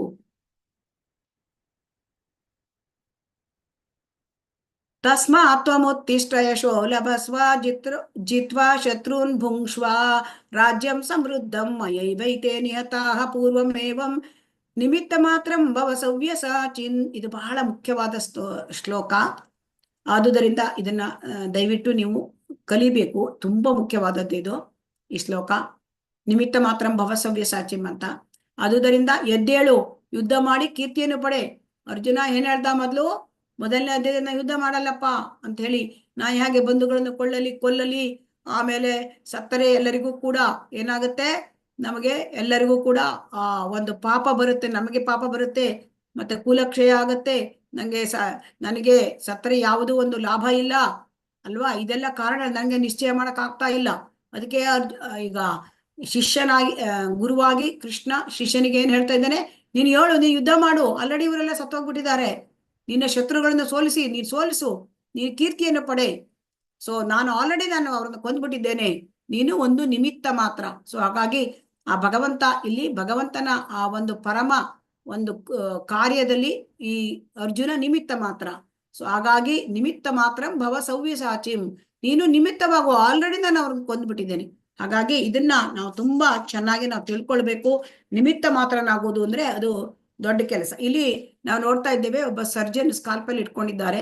ಆ ಸರ್ಜನ್ ವೈದ್ಯರು ಏನ್ ಮಾಡ್ತಾರೆ, ಅವರು ಏನಾದ್ರೂ ಕ್ಯಾನ್ಸರಸ್ ಟಿಶ್ಯೂ ಅದನ್ನೆಲ್ಲ ಆಪರೇಷನ್ ಮಾಡಿ ತೆಗಿತಾರೆ. ಅದಕ್ಕೆ ಸ್ಕಾಲ್ಪಲ್ ಯೂಸ್ ಮಾಡ್ತಾರೆ. ಇದು ಬ್ಲೇಡು. ಆ ಬ್ಲೇಡು ಅದು ಆ ವೈದ್ಯರ ಕೈಯಲ್ಲಿ ಅದು ಒಂದು ಉಪಕರಣ ಮಾತ್ರ ಅಲ್ವಾ? ಆ ಸ್ಕಾಲ್ಪೆಲ್ ಅದೇ ಮಾಡ್ತದೆ ಹೇಳಿಕ್ಕಾಗಲ್ಲ ಕೆಲಸನ. ಅದನ್ನ ಹಿಡ್ಕೊಂಡು ವೈದ್ಯರು ಶಸ್ತ್ರಚಿಕಿತ್ಸೆ ಮಾಡ್ತಾರೆ ಅಲ್ವಾ? ಹೌದು ಮಾತಾಜಿ. ಅದೇ ತರಹ ಈ ಭಗವಂತ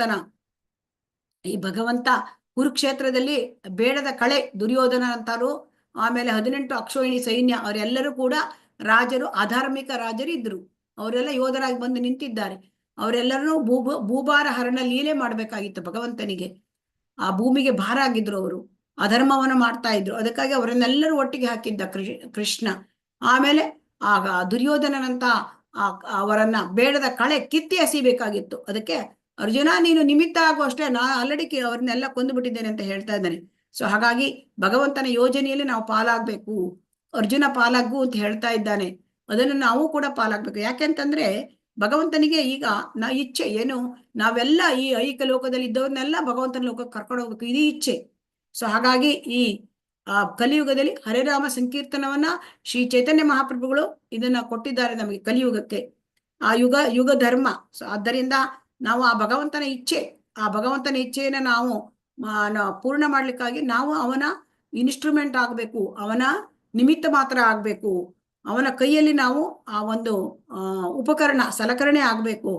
ಅದಕ್ಕಾಗಿ ಆವಾಗ ನಾವು ಯಶಸ್ಸು ಪಡಿತೇವೆ. ಏನ್ ಮಾಡ್ಬೇಕು, ನಾವು ಅರ್ಜುನ ಹೇಗೆ ಭಗವಂತನ ಇಚ್ಛೆಗೆ ಪ್ರಕಾರ ಯುದ್ಧ ಮಾಡಿದ್ನೋ ಹಾಗೆ ನಾವು ಕೂಡ ಆ ಭಗವಂತನ ಇಚ್ಛೆ ಏನು, ಹರೇ ಕೃಷ್ಣ ಮಹಾಮಂತ್ರವನ್ನ ಎಲ್ಲರಿಗೂ ಕೊಡಬೇಕು. ಸೊ ಹಾಗಾಗಿ ಆ ಭಗವಂತನ ಯೋಜನೆ ಭಗವದ್ಗೀತೆಯನ್ನು ಎಲ್ಲರಿಗೂ ಕೊಡಬೇಕು. ಸೊ ಆದ್ದರಿಂದ ಈ ಭಗವದ್ಗೀತೆಯನ್ನ ಆ ಹರೇ ಕೃಷ್ಣ ಮಂತ್ರವನ್ನ ಎಲ್ಲರಿಗೂ ಹಂಚಬೇಕು ಅಂತ ಅದರಲ್ಲಿ ನಾವು ಕೂಡ ಅಂದರೆ ಶ್ರೀಲ ಪ್ರಭುಪಾದರ ಈ ಮಿಷನ್ ನಲ್ಲಿ ನಾವು ನಮ್ಮನ್ನ ತೊಡಗಿಸಿಕೊಳ್ಳಬೇಕು. ಅದಕ್ಕೆ ಶ್ರೀ ಚೈತನ್ಯ ಮಹಾಪ್ರಭುಗಳು ಹೇಳ್ತಾರೆ, ಭಾರತ ಭೂಮಿತ ಜನ್ಮ ಹೈಲ ಯಾರ ಕರ ಜನ್ಮ ಸಾರ್ಥಕ ಕರ ಪರ ಉಪಕಾರ. ಅದರಿಂದ ಭಾರತ ಭೂಮಿ ಪುಣ್ಯ ಭೂಮಿ, ಅಲ್ಲಿ ಎಲ್ಲ ರಾಮ ಕೃಷ್ಣ ಚೈತನ್ಯ ಮಹಾಪ್ರಭುಗಳು ಜನ್ಮ ಆಗಿದೆ. ನಮ್ಮ ರಕ್ತ ಕಣದಲ್ಲಿಯೇ ಆ ಒಂದು ಆಧ್ಯಾತ್ಮ ಸ್ಪಿರಿಚುಯಾಲಿಟಿ ಇದೆ. ಸೊ ಹಾಗಾಗಿ ನಾವು ಈ ಭಾರತ ಭೂಮಿಯಲ್ಲಿ ಇಲ್ಲಿ ಮನುಷ್ಯ ಜನ್ಮಕ್ಕೆ ಬಂದಾಗ ನಾವೇನಾಗ್ಬೇಕು, ನಾವು ನಮ್ಮ ಜನ್ಮವನ್ನ ಸಾರ್ಥಕ ಮಾಡ್ಕೊಳ್ಬೇಕು. ನಾವು ಇನ್ನೊಬ್ಬರಿಗೂ ಕೂಡ ಉಪಕಾರ ಮಾಡ್ಬೇಕು. ಪರ ಉಪಕಾರ ಅಂದ್ರೆ ಅವರಿಗೆ ಕೃಷ್ಣ ಪ್ರಜ್ಞೆಯನ್ನು ಕೊಡಬೇಕು. ಸೊ ಭಾರತ ಭೂಮಿ ಇದು ತಪೋಭೂಮಿ, ಭಾರತ ಭೂಮಿ ತಪೋಭೂಮಿ, ಆ ಪಾಶ್ಚಾತ್ಯ ಲೋಕ ಭೋಗ ಭೂಮಿ. ಸೊ ಆದ್ದರಿಂದ ಈ ಭಾರತ ಭೂಮಿಯಲ್ಲಿ ಜನ್ಮ ತಗೊಳ್ಳೋದು ಬಹಳ ಮುಖ್ಯವಾದದ್ದು. ಅದಕ್ಕೆ ಶ್ರೀ ಚೈತನ್ಯ ಮಹಾಪ್ರಭುಗಳು ಹೇಳಿದ್ರು, ಯಾರೇ ದೇಕ ತಾರೇ ಕಹ ಕೃಷ್ಣ ಉಪದೇಶ. ಎಲ್ಲರಿಗೂ ಕೃಷ್ಣ ಉಪದೇಶ ಕೊಡಿ ಮೊರ ಆಜ್ಞೆಯ, ನಾನು ಆಜ್ಞೆ ಮಾಡ್ಬಿಟ್ಟಿದ್ದೇನೆ, ನೀವು ಗುರುಗಳಾಗಿ ಎಲ್ಲ ಕಡೆಗೂ ನೀವು ಬೋಧನೆ ಮಾಡಿ ಕೃಷ್ಣ ಪ್ರಜ್ಞೆ ಹಂಚಲಿಕ್ಕಾಗಿ ನಮಗೆ ಗುರುವಾಗಿ ಅಂತ ಹೇಳ್ತಾ ಇದ್ದಾರೆ. ನಮ್ಗೆ ಗುರುವಾಗ ಯೋಗ್ಯತೆ ಇಲ್ಲ, ಕೃಷ್ಣ ಪ್ರಜ್ಞೆ ಹಂಚಲಿಕ್ಕಾಗಿ ನಾವು ಪ್ರೀಚಿಂಗ್ ಮಾಡ್ಬೇಕು ಅಂತ ಅರ್ಥ. ಸೊ ಅದರಿಂದ ಭಗವಂತನ ಕೈಯಲ್ಲಿ ನಾವು ನಿಮಿತ್ತ ಮಾತ್ರರಾಗಬೇಕು.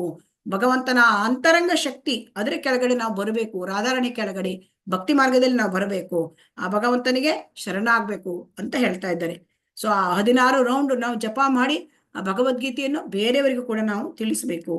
ಹಾಗಾಗಿ ಇದು ಕೃಷ್ಣನ ಇಚ್ಛೆ, ಆ ಭಗವಂತನ ಇಚ್ಛೆ. ಅದನ್ನು ನಾವು ಆ ಭಗವಂತನ ಇಚ್ಛೆಗೆ ನಮ್ಮನ್ನು ನಾವು ಒಳಪಡಿಸ್ಕೊಳ್ಬೇಕು. ಅದಕ್ಕೆ ನಿಮಿತ್ತ ಮಾತ್ರ. ಸೊ ನಿಮಿತ್ತ ಮಾತ್ರ ಆಗೋದು ಸಾಧಾರಣ ವಿಷಯ ಅಲ್ಲ.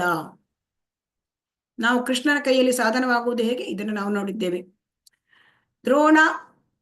ದ್ರೋಣಂಚ ಭೀಷ್ಮಂಚ ಜಯದ್ರಥಂಚ ಕರ್ಣಂ ತಥಾನ್ಯಾನಪಿ ಯೋಧ ವೀರ್ಯಾನ್ ಮಯಾ ತಾಂಸ್ತ್ವ ತ್ವಂ ಜಯಿಮಾವ್ಯತಿಷ್ಠ ಯುದ್ಧಸ್ವ ಜೇತಾಸಿರಣೆ ಸಪತ್ನಾನ್.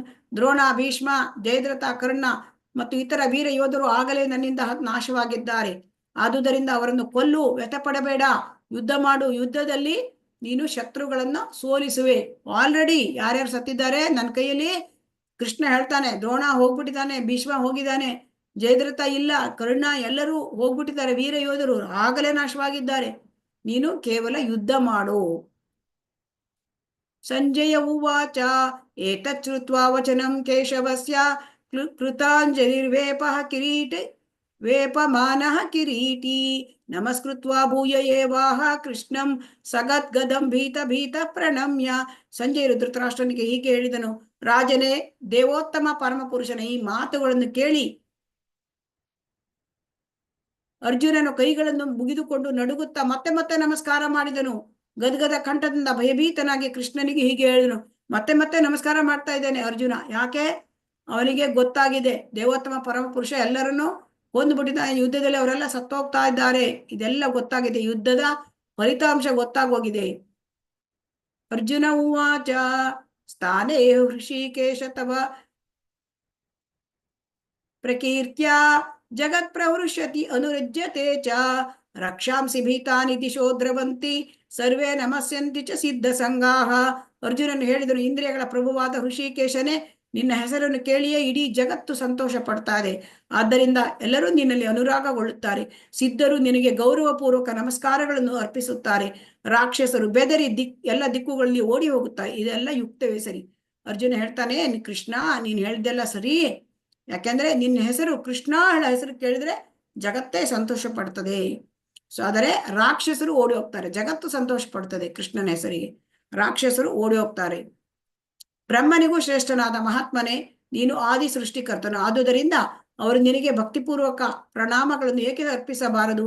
ನೀನು ಅನಂತನು, ದೇವತೆಗಳ ದೇವ, ಜಗನ್ನಿವಾಸನು, ನೀನು ಅಜೇಯನಾದ ಮೂಲನು, ಎಲ್ಲ ಕಾರಣಗಳ ಕಾರಣನು, ಈ ಐಕ ಅಭಿವ್ಯಕ್ತಿಗೆ ಅತೀತನಾದವನು. ಮತ್ತೆ ಮತ್ತೆ ಪ್ರಾರ್ಥನೆ ಮಾಡ್ತಾ ಇದ್ದಾನೆ, ಮತ್ತೆ ಮತ್ತೆ ಪ್ರಾರ್ಥನೆ. ಯಾಕೆ? ನೀನು ಬ್ರಹ್ಮನಿಗಿಂತಲೂ ಶ್ರೇಷ್ಠ. ಸೊ ಬ್ರಹ್ಮ ದೇವತೆ, ಅದು ಒಳ್ಳೆಯ ದೇವತೆ, ಆದರೆ ಕೃಷ್ಣ ಭಗವಾನ್ ದೇವೋತ್ತಮ ಪರಮಪುರುಷ, ಅದಕ್ಕೆ ಶ್ರೇಷ್ಠ. ಆಮೇಲೆ ಅವನು ಭಗವಂತ ಸೃಷ್ಟಿ ಮಾಡ್ತಾನೆ, ಆ ಮೂಲ ಸೃಷ್ಟಿ ಮಾಡ್ತಾನೆ, ಬ್ರಹ್ಮನಿಗೆ ವಿಸರ್ಗ ಕೊಡ್ತಾನೆ. ಸೊ ಅದರಿಂದ ನಿನಗೆ ನಾನು ನಮಸ್ಕಾರ ಮಾಡ್ತೇನೆ. ನೀನು ಅನಂತ, ನೀನು ಸರ್ವ ಕಾರಣ ಕಾರಣ. ತ್ವಮಾದಿದೇವ ಪುರುಷ ಪುರಾಣಸ್ತ್ವಂ ಅಸ್ಯ ವಿಶ್ವಸ್ಯ ಪರಂ ನಿಧಾನಂ ವೇತಾಸಿ ವೇದ್ಯಂ ಚ ಪರಂ ಚ ಧಾಮ ತ್ವಯಾ ತತಂ ವಿಶ್ವಂ ಅನಂತ ರೂಪ. ನೀನು ಆದಿದೇವ, ದೇವೋತ್ತಮ ಪುರುಷನು, ಪುರಾಣ ಪುರುಷನು, ಈ ಪ್ರಕಟಿತ ವಿಶ್ವದ ಕಟ್ಟಕಡೆಯ ಆಶ್ರಯ ತಾಣ, ಎಲ್ಲವರೂ ತಿಳಿದವನು ನೀನು, ತಿಳಿಯಲು ಸಾಧ್ಯವಿರುವುದೆಲ್ಲ ನೀನೇ, ಭೌತಿಕ ಗುಣಗಳನ್ನು ಮೀರಿದ ಪರಂಧಾಮನು ನೀನು, ಈ ಅನಂತ ರೂಪನೇ, ನೀನು ವಿಶ್ವವನ್ನೆಲ್ಲ ವ್ಯಾಪಿಸಿದ್ದೀಯಾ. ಸೊ ಎಷ್ಟು ತಾರಿ ನಮಸ್ಕಾರ ಮಾಡಿ ಹೊಗಳುತ್ತಾನೆ ಇದ್ದಾನೆ, ಕೃಷ್ಣನ ಸ್ತುತಿ ಮಾಡ್ತಾ ಇದ್ದಾನೆ. ಸೊ ಅದನ್ನು ಪುರಾಣ ಪುರುಷ, ದೇವೋತ್ತಮ ಪರಮಪುರುಷ ಕೃಷ್ಣ, ನಿನ್ಗೆ ಏನನ್ನು ನಾವು ತಿಳ್ಕೋಬೇಕು ಅದೆಲ್ಲವೂ ನೀನೇ. ನೀನು ಭೌತಿಕ ಗುಣಗಳಲ್ಲಿ ಇಲ್ಲ, ಭೌತಿಕ ಗುಣಗಳನ್ನು ಮೀರಿದವನು ಕೃಷ್ಣ, 3 ಗುಣಗಳಲ್ಲಿ ಇಲ್ಲ. ಸೊ ಅಂತ ಹೇಳ್ತಾ ಇದ್ದಾನೆ. ಅದರಿಂದ ಇಡೀ ವಿಶ್ವವನ್ನೇ ವ್ಯಾಪಿಸಿದ್ದೀಯಾ ನೀನು. ಸಖೇತಿ ಮತ್ವಾ ಪ್ರಸಭಂ ಯದುಕ್ತಂ ಹೇ ಕೃಷ್ಣ ಹೇ ಆದವ ಹೇ ಸಖೇತಿ ಅಜಾನತಾ ಮಹಿಮಾನಂ ತವೇದಂ ಮಯಾ ಪ್ರಮಾದಾತ್ ಪ್ರಣಯೇನ ವಾಪಿ ಯಚ್ಚಾವಹ ಸಾರ್ಥಂ ಅಸತ್ಕೃತೋಸಿ ವಿಹಾರ ಶಯ್ಯಾಸನ ಭೋಜನೇಶು ಏಕೋತವಾಪಿ ಅಚ್ಯುತ ತತ್ಸಮಕ್ಷಂ ತತ್ಕ್ಷಾಮಯೇ ತ್ವಾಂ ಆಂ ಅಪ್ರಮೇಯಂ. ಈಗ ಏನ್ ಹೇಳ್ತಾನೆ ಅಂದ್ರೆ, ಅರ್ಜುನ ನಿನಗೆ ನಿನ್ನ ಮಹಿಮೆಗೆ ನಂಗೆ ಗೊತ್ತೇ ಇರ್ಲಿಲ್ಲ, ನೀನು ನನ್ನ ಗೆಳೆಯ ಅಂತ ತಿಳ್ಕೊಂಡಿದ್ದೆ, ನಿನ್ನನ್ನು ಕೃಷ್ಣ ಗೆಳೆಯ ಅಂತಲ್ಲ, ತುಂಬಾ ಇದರಿಂದ ಅಂದ್ರೆ ಇದು ಸಲಿಗೆಯಿಂದ ನಿನ್ನನ್ನು ಕರೆದು ಬಿಟ್ಟಿದ್ದೇನೆ, ನಾನು ತಪ್ಪು ಮಾಡಿಬಿಟ್ಟಿದ್ದೇನೆ, ನಾನು ಅಪರಾಧ ಮಾಡಿಬಿಟ್ಟಿದ್ದೇನೆ ನಿನ್ಗೆ, ನೀನು ಇಂಥ ದೇವೋತ್ತಮ ಪರಮ ಪುರುಷ, ಅದು ನಂಗೆ ಗೊತ್ತಿರ್ಲಿಲ್ಲ, ನನಗೆ ಕ್ಷಮೆ ಕೊಡು, ಅಪರಾಧಕ್ಕೆ ಕ್ಷಮೆ. ಸೊ ಆಮೇಲೆ ನಾವೆಲ್ಲ ಒಟ್ಟಿಗೆ ವಿಹಾರಕ್ಕೆ ಹೋದಾಗ, ಆಮೇಲೆ ಹಾಸಿಗೆಯಲ್ಲಿ ಒಟ್ಟಿಗೆ ಮಲಗಿದ್ದಾರೆ, ಕೃಷ್ಣ ಅರ್ಜುನ ಯಾವಾಗಲೂ ಒಟ್ಟಿಗೆ ಮಲಗ್ತಿದ್ರು, ಒಮ್ಮೊಮ್ಮೆ ಒಟ್ಟಿಗೆ ಅವ್ರು ಊಟ ಮಾಡ್ತಾ ಇದ್ರು. ಆಗಲ್ಲ ಅನೇಕ ಬಾರಿ ನಿನ್ಗೆ ನಾನು ಅಪಹಾಸ್ಯ ಮಾಡ್ಬಿಟ್ಟಿದ್ದೇನೆ, ಅಚ್ಯುತ ನನಗೆ ಕ್ಷಮೆ ಕೇಳು. ಸೊ ಹಾಗಾಗಿ ಮೊದಲು ಇಲ್ಲಿ ಅರ್ಜುನನಿಂದ ನಾವು ಪ್ರಾರ್ಥನೆಯನ್ನು ಕಲಿಬೇಕು. ನಮಗೆ ದೇವಸ್ಥಾನಕ್ಕೆ ಹೋದ್ರೆ ಹೇಗೆ ಪ್ರಾರ್ಥನೆ ಮಾಡ್ಬೇಕು ಅಂತ ಗೊತ್ತಿಲ್ಲ, ನಾವು ಮೊದಲು ಕೃಷ್ಣನ ಸ್ತುತಿ ಮಾಡ್ಬೇಕು, ಭಗವಂತನ. ಅರ್ಜುನ ಮೊದಲು ಸ್ತುತಿ ಮಾಡಿದ, ಆಮೇಲೆ ಅವನೇನ್ ಮಾಡಿದ, ನಮಸ್ಕಾರ ಮಾಡಿದ, ಪ್ರಣಾಮ ಮತ್ತೆ ಮತ್ತೆ ನಮಸ್ಕಾರ, ತಲೆಬಾಗಿ ಶಿರವಾಗಿ ನಮಸ್ಕಾರ ಮಾಡಿದ. ಆಮೇಲೆ ಕ್ಷಮೆ ಕೇಳ್ತಾ ಇದ್ದಾನೆ, ನನ್ನ ಅಪರಾಧಗಳನ್ನು ಕ್ಷಮಿಸು ಅಂತ. ಕೊನೆಯದಾಗಿ ಅವನು ಏನಂತ ವಿನಂತಿ ಮಾಡ್ಕೊಳ್ತಾನೆ. ಅರ್ಜುನ ಇಲ್ಲಿ ಯಾಕೆ ಕ್ಷಮೆ ಕೇಳ್ತಾ ಇದ್ದಾನೆ ಅಂತ ಈಗ ಆಲ್ರೆಡಿ ಹೇಳಿದ್ದಾರೆ, ಮಾಡಿದ ಅಪರಾಧ ಮಾಡಿಬಿಟ್ಟಿದ್ದೇನೆ, ನಿನ್ನನ್ನ ನಾನು ಗೆಳೆಯ ಮತ್ತೆ ಸಖ ಅಂತೆಲ್ಲ ಹೇಳ್ಬಿಟ್ಟಿದ್ದೇನೆ, ನಾನು ನಿನಗೆ ತುಂಬಾ ಅಪರಾಧ ಮಾಡಿಬಿಟ್ಟಿದ್ದೇನೆ, ನಾನು ಕ್ಷಮಿಸು ಅಂತ ಕೇಳ್ತಾ ಇದ್ದಾನೆ. ಮತ್ತೆ ಸ್ನೇಹಿತ ಮುಂದೆ ನಾವಿಬ್ಬರೇ ಇದ್ದಾಗ ಅನೇಕ ಬಾರಿ ನಿನಗೆ ಅಪಹಾಸ್ಯ ಮಾಡಿದ್ದೇನೆ, ಅಪರಾಧ ಮಾಡಿದ್ದೇನೆ, ಅಪಹಾಸ್ಯ ಮಾಡಿದ್ದೇನೆ, ಅದಕ್ಕೆ ಕ್ಷಮೆ. ಅದೃಷ್ಟ ಪೂರ್ವಂ ಮೃಷಿತೋಸ್ಮಿ ದೃಷ್ಟ್ವಾ ಭಯೇನ ಚ ಪ್ರವೇತಿತಂ ಮನೋ ಮೇ ತದೇವ ಮೇ ದರ್ಶಯ ದೇವರೂಪ ಪ್ರಸೀದ ದೇವೇಶ ಜಗನ್ನಿವಾಸ. ನಾನು ಹಿಂದೆ ನೋಡದಿದ್ದ ಈ ವಿಶ್ವರೂಪವನ್ನು ಕಂಡು ಸಂತೋಷ ಪಟ್ಟಿದ್ದೇನೆ. ಅರ್ಜುನನಿಗೆ ಏನಾಗಿದೆ, ಆಶ್ಚರ್ಯವಾಗಿದೆ, ಸಂತೋಷವಾಗಿದೆ, ಭಯವೂ ಆಗಿದೆ, ಎಲ್ಲ ರೀತಿಯಿಂದನೂ ಆಗಿದೆ. ಅಂದ್ರೆ ಅನೇಕ ರೀತಿಯ ಆ ವಿಶ್ವರೂಪವನ್ನು ನೋಡಿ ಒಂದು ರೀತಿಯ ಇದಲ್ಲ ಪ್ರತಿಕ್ರಿಯೆ ಇಲ್ಲ, ಅನೇಕ ರೀತಿಯ ಪ್ರತಿಕ್ರಿಯೆ ಆಗಿದೆ. ಆದರೆ ಮನಸ್ಸು ಭಯದಿಂದ ತಲ್ಲಣಗೊಂಡಿದೆ, ಮನಸ್ಸು ಏನಾಗಿದೆ, ಭಯದಿಂದ ಆಗಿದೆ. ಅದೇ ಒಟ್ಟಿಗೆ ಆಗ್ತಾ ಇದೆ ಈ ಎಲ್ಲ ಭಾವನೆಗಳು ಏನಾಗ್ತಾ ಇದೆ, ಒಟ್ಟಿಗೆ ಆಶ್ಚರ್ಯ ಆಗೋದು, ಒಟ್ಟಿಗೆ ಸಂತೋಷ ಆಗೋದು, ಒಂದೇ ಸುತ್ತಿಗೆ ಭಯವೂ ಆಗೋದು, ಮನಸ್ಸು ತಲ್ಲಣಗೊಳ್ಳುವುದು, ಇದೆಲ್ಲ ಒಟ್ಟೊಟ್ಟಿಗೆ ಆಗ್ತಾ ಇದೆ. ಸೊ ಹಾಗಾಗಿ ನೀನು ಪ್ರಭು, ನೀನು ಜಗನ್ನಿವಾಸ, ನನ್ನ ಮೇಲೆ ಕೃಪೆ ಮಾಡಪ್ಪ ನೀನು, ಮತ್ತೆ ನಿನ್ನ ರೂಪವನ್ನು ತೋರಿಸು, ನಿನ್ನ ದೇವೋತ್ತಮ ಪರಮ ಪುರುಷನ ರೂಪವನ್ನು ನನಗೆ ಮತ್ತೆ ತೋರಿಸು. ಸೊ ಹಾಗಾಗಿ ಅರ್ಜುನ ಏನ್ ಮಾಡ್ತಾನೆ ಅಂದ್ರೆ, ಅರ್ಜುನ ಪ್ರಾರ್ಥನೆ ಮಾಡ್ತಾನೆ. ದೇವರಲ್ಲಿ ನಾವು ದೇವಸ್ಥಾನಕ್ಕೆ ಹೋದ್ರೆ ಹೇಗೆ ಪ್ರಾರ್ಥನೆ ಮಾಡ್ಬೇಕು ಭಗವಂತನ ಕಂಡ್ರೆ, ಅದನ್ನ ನಾವು ಹೇಗೆ ಕಲಿತಾ ಇದ್ದೇವೆ ಅಂದ್ರೆ, ಮೊದಲು ಪ್ರಾರ್ಥನೆ ಮಾಡ್ತಾನೆ, ಸ್ತುತಿಸುತ್ತಾನೆ, ಆಮೇಲೆ ಅವನು ನಮಸ್ಕಾರ ಮಾಡ್ತಾನೆ, ಆಮೇಲೆ ಕ್ಷಮೆ ಕೇಳ್ತಾನೆ ಅಪರಾಧಕ್ಕೆ, ಅದಾದ ಮೇಲೆ ಏನ್ ಕೇಳ್ತಾನೆ, ಅವನು ತನ್ನ ವಿನಂತಿ ಮಾಡ್ಕೊಳ್ತಾನೆ, ನಿನ್ನ ಆ ಮೂಲ ರೂಪ, ಆ ದೇವೋತ್ತಮ ಪರಮಪುರುಷ ರೂಪ ತೋರಿಸು. ಸೊ ಹಾಗಾಗಿ ಪ್ರಾರ್ಥನೆ ಮಾಡುವುದು ವಿಧಾನ, ಸ್ತುತಿ, ಪ್ರಣಾಮ, ಕ್ಷಮೆ ಮತ್ತು ವಿನಂತಿ.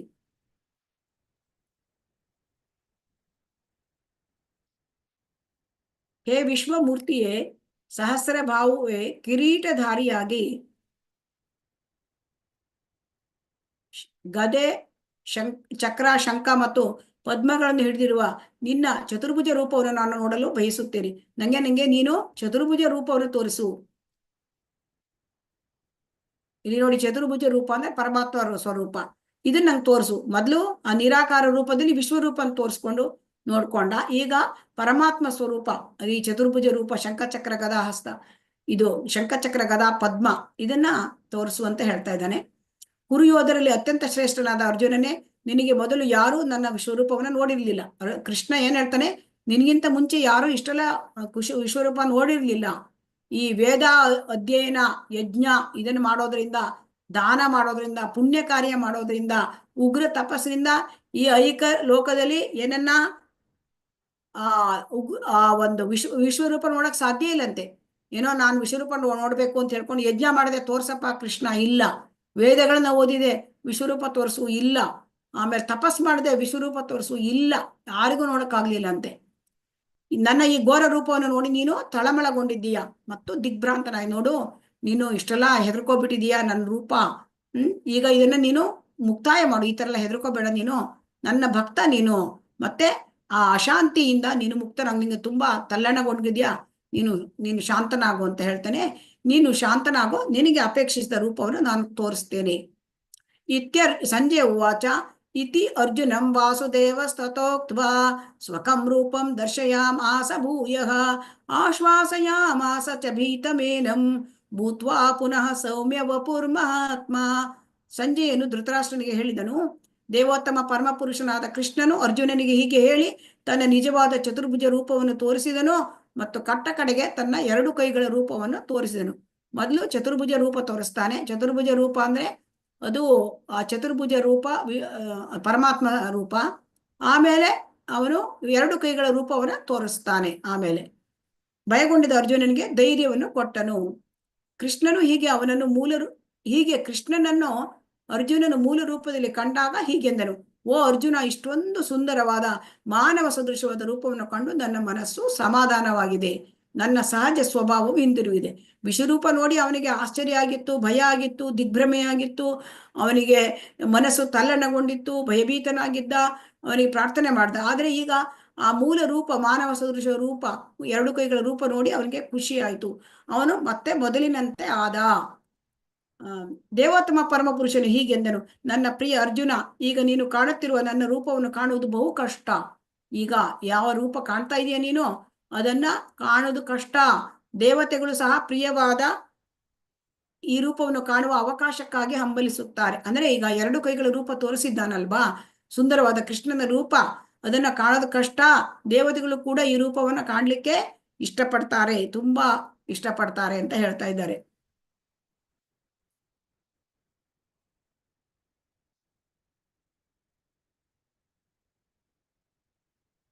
ನಾನು ವಿಶ್ವರೂಪವನ್ನು ಹೇಗೆ ನೋಡಲಿ. ಈಗ ನೋಡಿ, ಇದು ತುಂಬಾ ಮುಖ್ಯವಾದ ಕೃಷ್ಣನ ಇಷ್ಟೊಂದು ಸುಂದರವಾದ 2 ಕೈಗಳ ರೂಪ. ಕೊನೆಯ 2 ಶ್ಲೋಕ ಇದೆ. ಭಕ್ತ್ಯಾ ತು ಅನನ್ಯಯ ಶಕ್ಯ ಅಹಂ ಏವಂ ವಿದೋ ಅರ್ಜುನ ಜ್ಞಾತುಂ ದ್ರಷ್ಟುಂ ಚ ತತ್ವೇನ ಪ್ರವೇಷ್ಟುಂ ಚ ಪರಂತಪ. ನನ್ನ ಪ್ರೀತಿಯ ಅರ್ಜುನನೇ, ಏಕಚಿತ್ತದ ಭಕ್ತಿ ಸೇವೆಯಿಂದ ಮಾತ್ರ ನಿನ್ನ ಮುಂದೆ ನಿಂತಿರುವ ನನ್ನನ್ನು ನಾನಿರುವಂತೆ ಅರ್ಥ ಮಾಡಿಕೊಳ್ಳಲು ಸಾಧ್ಯ. ಹೀಗೆ ಮಾತ್ರ ನನ್ನನ್ನು ನೇರವಾಗಿ ನೋಡಲು ಸಾಧ್ಯ. ಈ ರೀತಿಯಲ್ಲಿ ಮಾತ್ರ ನನ್ನನ್ನು ತಿಳಿಯುವ ರಹಸ್ಯಗಳನ್ನು ನೀನು ಪ್ರವೇಶಿಸಬಲ್ಲೆ. ಈ 2 ಕೈಗಳ ರೂಪ ಕೃಷ್ಣನನ್ನ ಕಾಣುವುದು ಕೇವಲ ಏಕಚಿತ್ತ ಭಕ್ತಿ, ಅಂದ್ರೆ ಅನನ್ಯ ಭಕ್ತಿ ಸೇವೆಯಿಂದ ಮಾಡಬಹುದು. ಅದನ್ನ ನಾವು ಈ ಭಗವಂತನ ಈ ರೂಪವನ್ನ ನಾವು ಕಾಣಬಹುದು. ಅಂದ್ರೆ ಅನ್ಯಾಭಿಲಾಷಿತ ಶೂನ್ಯ ಜ್ಞಾನ ಕರ್ಮಾದಿ ಅನಾವೃತಂ ಆನುಕೂಲೇನ ಕೃಷ್ಣಾನುಶೀಲನ ಉತ್ತಮ ಭಕ್ತಿ ರುಚ್ಯತೆ. ಉತ್ತಮ ಭಕ್ತಿ ಅಂದ್ರೆ ಎಲ್ಲ ಈ ಒಂದು ಕೇವಲ ಕೃಷ್ಣನನ್ನೇ ಪಡ್ಕೊಳ್ಬೇಕು, ಇದೇ ಇಚ್ಛೆ, ಬೇರೆ ಯಾವ ಇಚ್ಛೆನೂ ಇರಬಾರ್ದು. ನಾವು ಒಮ್ಮೆ ಭಗವಂತನ ಲೋಕಕ್ಕೆ ಹೋಗ್ಬೇಕು ಅಂದ್ರೆ ಅಲ್ಲಿ ಹೋಗುವಾಗ ಸ್ವರ್ಗ ಲೋಕಗಳು ಕಾಣುತ್ತೆ, ಆ ಎಲ್ಲ ತಪೋಲೋಕ ಜನಲೋಕ ಎಲ್ಲ ಕಾಣ್ತದೆ. ಅಲ್ಲಿ ನೋಡಿ ಸುಖ ನೋಡಿ ನಾವು ಹೇಳ್ಬಿಟ್ರೆ ಅಲ್ಲೇ ಡ್ರಾಪ್ ಮಾಡ್ಬಿಡ್ತಾರೆ. ಯಾವುದು ಬೇಡ, ನನಗೆ ಕೃಷ್ಣನೇ ಬೇಕು, ಬೇರೆ ಏನು ಬೇಡ ಅಂತ ಮನಸ್ಸಲ್ಲಿ ಇರ್ಬೇಕಂತೆ. ಆಗ ಮಾತ್ರ ಏಕಚಿತ್ತದ ಭಕ್ತಿ ಸೇವೆ ಅಂದ್ರೆ ಒಂದೇ ಮನಸ್ಸಿಟ್ಕೊಂಡು ಭಗವಂತನ ಭಕ್ತಿ ಸೇವೆ ಮಾಡಿದ್ರೆ ಭಗವಂತನನ್ನ, ಆ ಕೃಷ್ಣನ 2 ರೂಪದ ಕೃಷ್ಣನ ನಾವು ಕಾಣ್ಲಿಕ್ಕೆ ಸಾಧ್ಯ. ಮತ್ಕರ್ಮ ಕೃನ್ ಮತ್ ಪರಮೋ ಮದ್ಭಕ್ತ ಸಂಗವರ್ಜಿತ ನಿರ್ವೈರ ಸರ್ವಭೂತೇಷು ಯಸ ಮಾಂ ಏತಿ ಪಾಂಡವ. ಪ್ರಿಯ ಅರ್ಜುನ, ಕಾಮ್ಯ ಕರ್ಮದ ಊಹಾತ್ಮಕ ಚಿಂತನೆಗಳ ಕಲದಿಂದ ಮುಕ್ತರಾಗಿ ಯಾರು ನನ್ನ ಪರಿಶುದ್ಧ ಭಕ್ತಿ ಸೇವೆಯಲ್ಲಿ ತೊಡಗಿರುವರೋ, ಯಾರು ನನಗಾಗಿ ಕರ್ಮಗಳನ್ನು ಮಾಡುವನೋ, ನನ್ನನ್ನು ತನ್ನ ಬದುಕಿನ ಪರಮ ಗುರಿಯನ್ನಾಗಿ ಮಾಡಿಕೊಳ್ಳುವನೋ ಮತ್ತು ಎಲ್ಲ ಜೀವಿಗಳ ಮಿತ್ರನೋ, ಅವನು ನಿಶ್ಚಯವಾಗಿ ನನ್ನಲ್ಲಿಗೆ ಬರುವನು. ಸೊ ಹಾಗಾಗಿ ಕೃಷ್ಣನಲ್ಲಿಗೆ ಬರೋದು ಹೇಗೆ ಅಂತ ಹೇಳ್ತಾ ಇದ್ದಾನೆ. ಹೇಗೆ ಹೋಗೋದು? ಕಾಮ್ಯ ಕರ್ಮ ಬಿಡಬೇಕು ಅಂದ್ರೆ ಫಲಪ್ರದ ಚಟುವಟಿಕೆ, ನಾ ಕೆಲಸ ಮಾಡ್ತೇನೆ, ನಂಗೆ ಅದರಿಂದ ಬರಬೇಕು.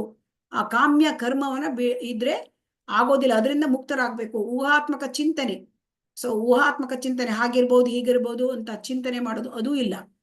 ಪರಿಶುದ್ಧ ಭಕ್ತಿ ಸೇವೆಯಲ್ಲಿ ತೊಡಗಬೇಕು. ಶುದ್ಧ ಭಕ್ತಿ ಸೇವೆ ಅಂದ್ರೆ ಅನನ್ಯ ಭಕ್ತಿ ಸೇವೆ, ಅದರಲ್ಲಿ ತೊಡಗಬೇಕು. ಅಂದ್ರೆ ಅನ್ಯಾಭಿಲಾಷಿತ ಶೂನ್ಯ ಜ್ಞಾನ ಕರ್ಮಾದಿ ಅನಾವೃತಂ ಆನುಕೂಲೇನ ಕೃಷ್ಣಾನುಶೀಲನಂ ಉತ್ತಮ ಭಕ್ತಿ ರುಚ್ಯತೆ. ಆ ಉತ್ತಮ ಭಕ್ತಿಗೆ ಮಾಡಬೇಕು. ಮತ್ತೆ ಭಗವಂತನಿಗಾಗಿಯೇ ಕರ್ಮಗಳನ್ನು ಮಾಡಬೇಕು. ಅಕರ್ಮ, ಆ ಭಕ್ತಿ ಸೇವೆ ಮಾಡೋದು ಭಗವಂತನಿಗಾಗಿಯೇ. ಸೊ ಅಂದ್ರೆ ಭಗವಂತನಿಗಾಗಿ ಕರ್ಮಗಳನ್ನು ಮಾಡೋದಂದ್ರೆ ನಾವು ಬೆಳಗ ಮುಂಚೆ ಭಗವಂತನ ದೇವಾಲಯಗಳು ಸ್ವಚ್ಛ ಮಾಡೋದು, ಆ ಭಗವಂತನ ಮಂಗಳಾರತಿ ನೋಡುವುದು, ಆ ಭಗವಂತನಿಗಾಗಿ 16 ರೌಂಡ್ ಜಪ ಮಾಡುವುದು, ಪ್ರಸಾದವನ್ನ ತಯಾರು ಮಾಡೋದು, ಎಲ್ಲ ಈ ರೀತಿಯ ಭಗವದ್ಗೀತೆ ಭಾಗವತ ಕ್ಲಾಸ್ಗೆ ಅಟೆಂಡ್ ಆಗೋದು, ಅದನ್ನು ಶ್ರವಣ ಮಾಡುವುದು, ಇನ್ನೊಬ್ಬರಿಗೆ ಭಗವದ್ಗೀತೆಯ ಬಗ್ಗೆ ಪಾಠವನ್ನು ಹೇಳುವುದು, ಇದೆಲ್ಲವೂ ಕೂಡ ಭಗವಂತನ ಸೇವೆ ಆಗುತ್ತೆ. ಅಂಥದ್ದೆಲ್ಲ ಮಾಡಬೇಕು. ಕರ್ಮ ಕೃಷ್ಣ ಕೇಂದ್ರೀಕೃತ ಚಟುವಟಿಕೆಗಳು ಅಕರ್ಮ ಆಗುತ್ತೆ. ಸೊ ಅದನ್ನ ಮತ್ತೆ ಕೃಷ್ಣನೇ ಪರಮ ಗುರಿ ಅಂತ ಮಾಡ್ಕೊಂಡ್ರೆ ಮತ್ತೆ ಅವಂತವನು ಮತ್ತೆ ಎಲ್ಲ ಜೀವಿಗಳಿಗೂ ಕೂಡ ಮಿತ್ರರಾಗಬೇಕು. ಯಾರನ್ನು ಕೂಡ ನಾವು ಯಾವ ಜೀವಿಗಳಿಗೂ ಕೂಡ ನಾವು ಅವರಿಗೆ ತೊಂದರೆ ಕೊಡಬಾರ್ದು. ಅಂಥವನು ನನ್ನ ಹತ್ರ ಬರ್ತಾನೆ, ಅಂಥವನು ಭಗವಂತನ ಹತ್ರ ಹೋಗ್ಲಿಕ್ಕೆ ಸಾಧ್ಯ ಅಂತ ಇಲ್ಲಿ ಕೃಷ್ಣ ಹೇಳ್ತಾ ಇದ್ದಾನೆ. ಸೊ ಇಲ್ಲಿಗೆ ಇವತ್ತಿನ ಅಧ್ಯಾಯವನ್ನು ನಾವು ಮುಗಿಸ್ತಾ ಇದ್ದೇವೆ. ಮೊಟ್ಟ ಮೊದಲು ವಿಶ್ವರೂಪದಲ್ಲಿ ಏನದು ಆರಂಭಿಕ ಭಕ್ತರಿಗೆ, ಶುದ್ಧ ಭಕ್ತನಿಗೆ ಈ ವಿಶ್ವರೂಪ ಅವನಿಗೆ ಇಷ್ಟ ಇಲ್ಲ, ಯಾಕೆಂದ್ರೆ ಅಲ್ಲಿ ರಸವಿನಿಮಯ ಇಲ್ಲ, ಅದು ಉಗ್ರ ರೂಪ. ಸೊ ಇದನ್ನ ಕೇವಲ ನಿರಾಕಾರವಾದಿಗಳು ಮತ್ತೆ ಆ ಶಕ್ತಿ ಅಂತ ಹೇಳ್ತಕ್ಕಂಥವ್ರು ಆರಂಭಿಕ ಭಕ್ತರು ಅವ್ರು ತಿಳಿಲಿಕ್ಕೆ ಇಷ್ಟಪಡ್ತಾರೆ. ಇದು ಪರಮಾತ್ಮ ರೂಪ. ಎರಡನೇದಾಗಿ ಒಂದು ಚತುರ್ಭುಜ ರೂಪವನ್ನು ತೋರಿಸಿದ್ದಾನೆ. ಚತುರ್ಭುಜ ರೂಪ ಪರಮಾತ್ಮ ಸ್ವರೂಪ, ಅದು ಇವೆರಡೂ ಕೂಡ ಅಪರಿಪೂರ್ಣ ಸಾಕ್ಷಾತ್ಕಾರ. ಸಾಕ್ಷಾತ್ಕಾರ ಅಂದ್ರೆ ಇಲ್ಲಿ ಭಗವಂತನನ್ನ ಪಡ್ಕೊಂಡು ಭಗವಂತನಿಗೆ ಭಕ್ತಿ ಸೇವೆ ಮಾಡಿ ಭಗವಂತನನ್ನು ಪಡ್ಕೊಳ್ಳೋದು, ಮತ್ತೆ ಭಗವಂತನ ಜೊತೆ ಯಾವಾಗಲೂ ಸಹವಾಸವನ್ನು ಪಡ್ಕೊಳ್ಳೋದು, ರಸವಿನಿಮಯ ಮಾಡ್ಕೊಂಡು, ಅದು ಶುದ್ಧ ಭಕ್ತರು. ಕೇವಲ ಶುದ್ಧ ಭಕ್ತರು ಇವನನ್ನ ಪಡ್ಕೊಳ್ಬಹುದು. ಸೊ ಇವತ್ತಿನ ದಿನದಲ್ಲಿ ನಾವೇನ್ ನೋಡಿದ್ದೇವೆ? ಸೊ ವಿಶ್ವರೂಪ ದರ್ಶನ ಯೋಗ. ಅರ್ಜುನನು ವಿಶ್ವರೂಪನ್ನು ತೋರಿಸ್ಬೇಕು ಅಂತ ಕೃಷ್ಣ ಹತ್ರ ವಿನಂತಿ ಮಾಡ್ತಾನೆ. ದ್ರಷ್ಟು ಮಿಚ್ಛಾಮಿತೆ ರೂಪಂ. ಭಗವಾನ್ ಕೃಷ್ಣ ಏನ್ ಮಾಡ್ತಾನೆ? ವಿಶ್ವರೂಪವನ್ನ ವಿವರಿಸ್ತಾನೆ, ತೋರಿಸ್ತಾನೆ. ಬಹುನಿ ಅದೃಷ್ಟ ಪೂರ್ವಾಣಿ. ಅರ್ಜುನನು ನೋಡಿದ ಅರ್ಜುನ ವಿಶ್ವರೂಪ ನೋಡಿ ಅನೇಕ ಅದ್ಭುತ ದರ್ಶನ, ಬಹಳ ಅದ್ಭುತ ಇದು. ಹಾಗಾಗಿ ಅವನಿಗೆ ವಿಶ್ವರೂಪ ನೋಡಿ ಅನುಭವ ಒಟ್ಟಿಗೆ ಅವನಿಗೆ ಆಶ್ಚರ್ಯ, ಅವನಿಗೆ ಭಯ, ಅವನಿಗೆ ಮನಸ್ಸು ತಲ್ಲಣಗೊಳ್ಳೋದು, ದಿಗ್ಭ್ರಮೆ ಆಗೋದು ಎಲ್ಲ ಒಟ್ಟಿಗೆ ಆಯ್ತು. ಕೃಷ್ಣ ಏನ್ ಹೇಳ್ತಾನೆ? ನೀನ್ ಯಾರು ಅಂತ ಕೇಳ್ತಾನೆ. ನೀನ್ ಯಾಕೆ, ಯಾವ ಉದ್ದೇಶದಿಂದ ಬಂದಿದ್ದೀಯಾ? ಇದು ಕೃಷ್ಣ ಏನ್ ಹೇಳ್ತಾನೆ? ಕಾಲೋಸ್ಮಿ ಲೋಕಕ್ಷಯ ಕೃತ್ ಪ್ರವೃದ್ಧೋ. ನಾನು ಕಾಲ ಎಲ್ಲರನ್ನು ನಾಶ ಮಾಡ್ಲಿಕ್ಕಾಗಿ ಬಂದಿದ್ದೇನೆ ಅಂತ ಹೇಳ್ತಾನೆ. ಅರ್ಜುನ ಏನ್ ಮಾಡ್ತಾನೆ? ಪ್ರಾರ್ಥನೆ ಮಾಡ್ತಾನೆ.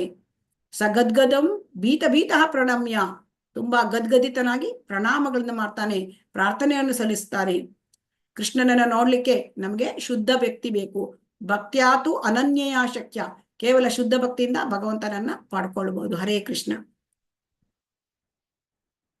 ಹರೇ ಕೃಷ್ಣ ಹರೇ ಕೃಷ್ಣ ಕೃಷ್ಣ ಕೃಷ್ಣ ಹರೇ ಹರೇ, ಹರೇ ರಾಮ ರಾಮ ರಾಮ ಹರೇ ಹರೇ. ಶ್ರೀ ಶ್ರೀ ರಾಧಾ ಗೋವಿಂದ ಕಿ ಜೈ, ಶ್ರೀ ಶ್ರೀ ಗೌರನಿತಾಯ್ ಕಿ ಜೈ, ಶ್ರೀಲ ಪ್ರಭುಪಾದ ಕಿ ಜೈ. ಹರೇ ಕೃಷ್ಣ. ಎಲ್ಲರಿಗೂ ಕೂಡ ಧನ್ಯವಾದಗಳು. ಹರೇ ಕೃಷ್ಣ. ಧನ್ಯವಾದಗಳು Mataji. Thank you Mataji. Hare Krishna. Thank you, Mataji. ಧನ್ಯವಾದಗಳು ಮಾತಾಜಿ. ಹರೇ ಕೃಷ್ಣ. ಎಲ್ಲರೂ ಕೂಡ ಅಟೆಂಡೆನ್ಸ್ ಅನ್ನ ಹಾಕೊಳ್ಳಿ. ಹರೇ ಕೃಷ್ಣ. ಹರೇ ಕೃಷ್ಣ. ಎಲ್ಲರಿಗೂ ಧನ್ಯವಾದಗಳು. ವಾಂಚಾಕಲ್ಪತರುಭ್ಯಶ್ಚ ಕೃಪಾ ಸಿಂಧುಭ್ಯ ಏವ ಚ ಪತಿತಾನಾಂ ಪಾವನೇಭ್ಯೋ ವೈಷ್ಣವೇಭ್ಯೋ ನಮೋ ನಮಃ. ಹರೇ ಕೃಷ್ಣ ಕೃಷ್ಣ ಕೃಷ್ಣ ಹರೇ ಹರೇ, ಹರೇ ರಾಮ ರಾಮ ರಾಮ ಹರೇ ಹರೇ. ಶ್ರೀ ಶ್ರೀ ರಾಧಾ ಗೋವಿಂದ ಕಿ ಜೈ, ಶ್ರೀ ಶ್ರೀ ಗೌರನಿತಾಯ್ ಕಿ ಜೈ, ಶ್ರೀಲ ಪ್ರಭುಪಾದ ಕಿ ಜೈ, ಶ್ರೀಮದ್ ಭಗವದ್ಗೀತಾ ಕಿ ಜೈ. ಹರೇ ಕೃಷ್ಣ. ಎಲ್ಲರಿಗೂ ಧನ್ಯವಾದಗಳು. ಹರೇ ಕೃಷ್ಣ ಮಾತಾಜಿ. ಧನ್ಯವಾದಗಳು ಮಾತಾಜಿ. ಮಾತಾಜಿ. ಹರೇ ಕೃಷ್ಣ. ಹರೇ ಕೃಷ್ಣ.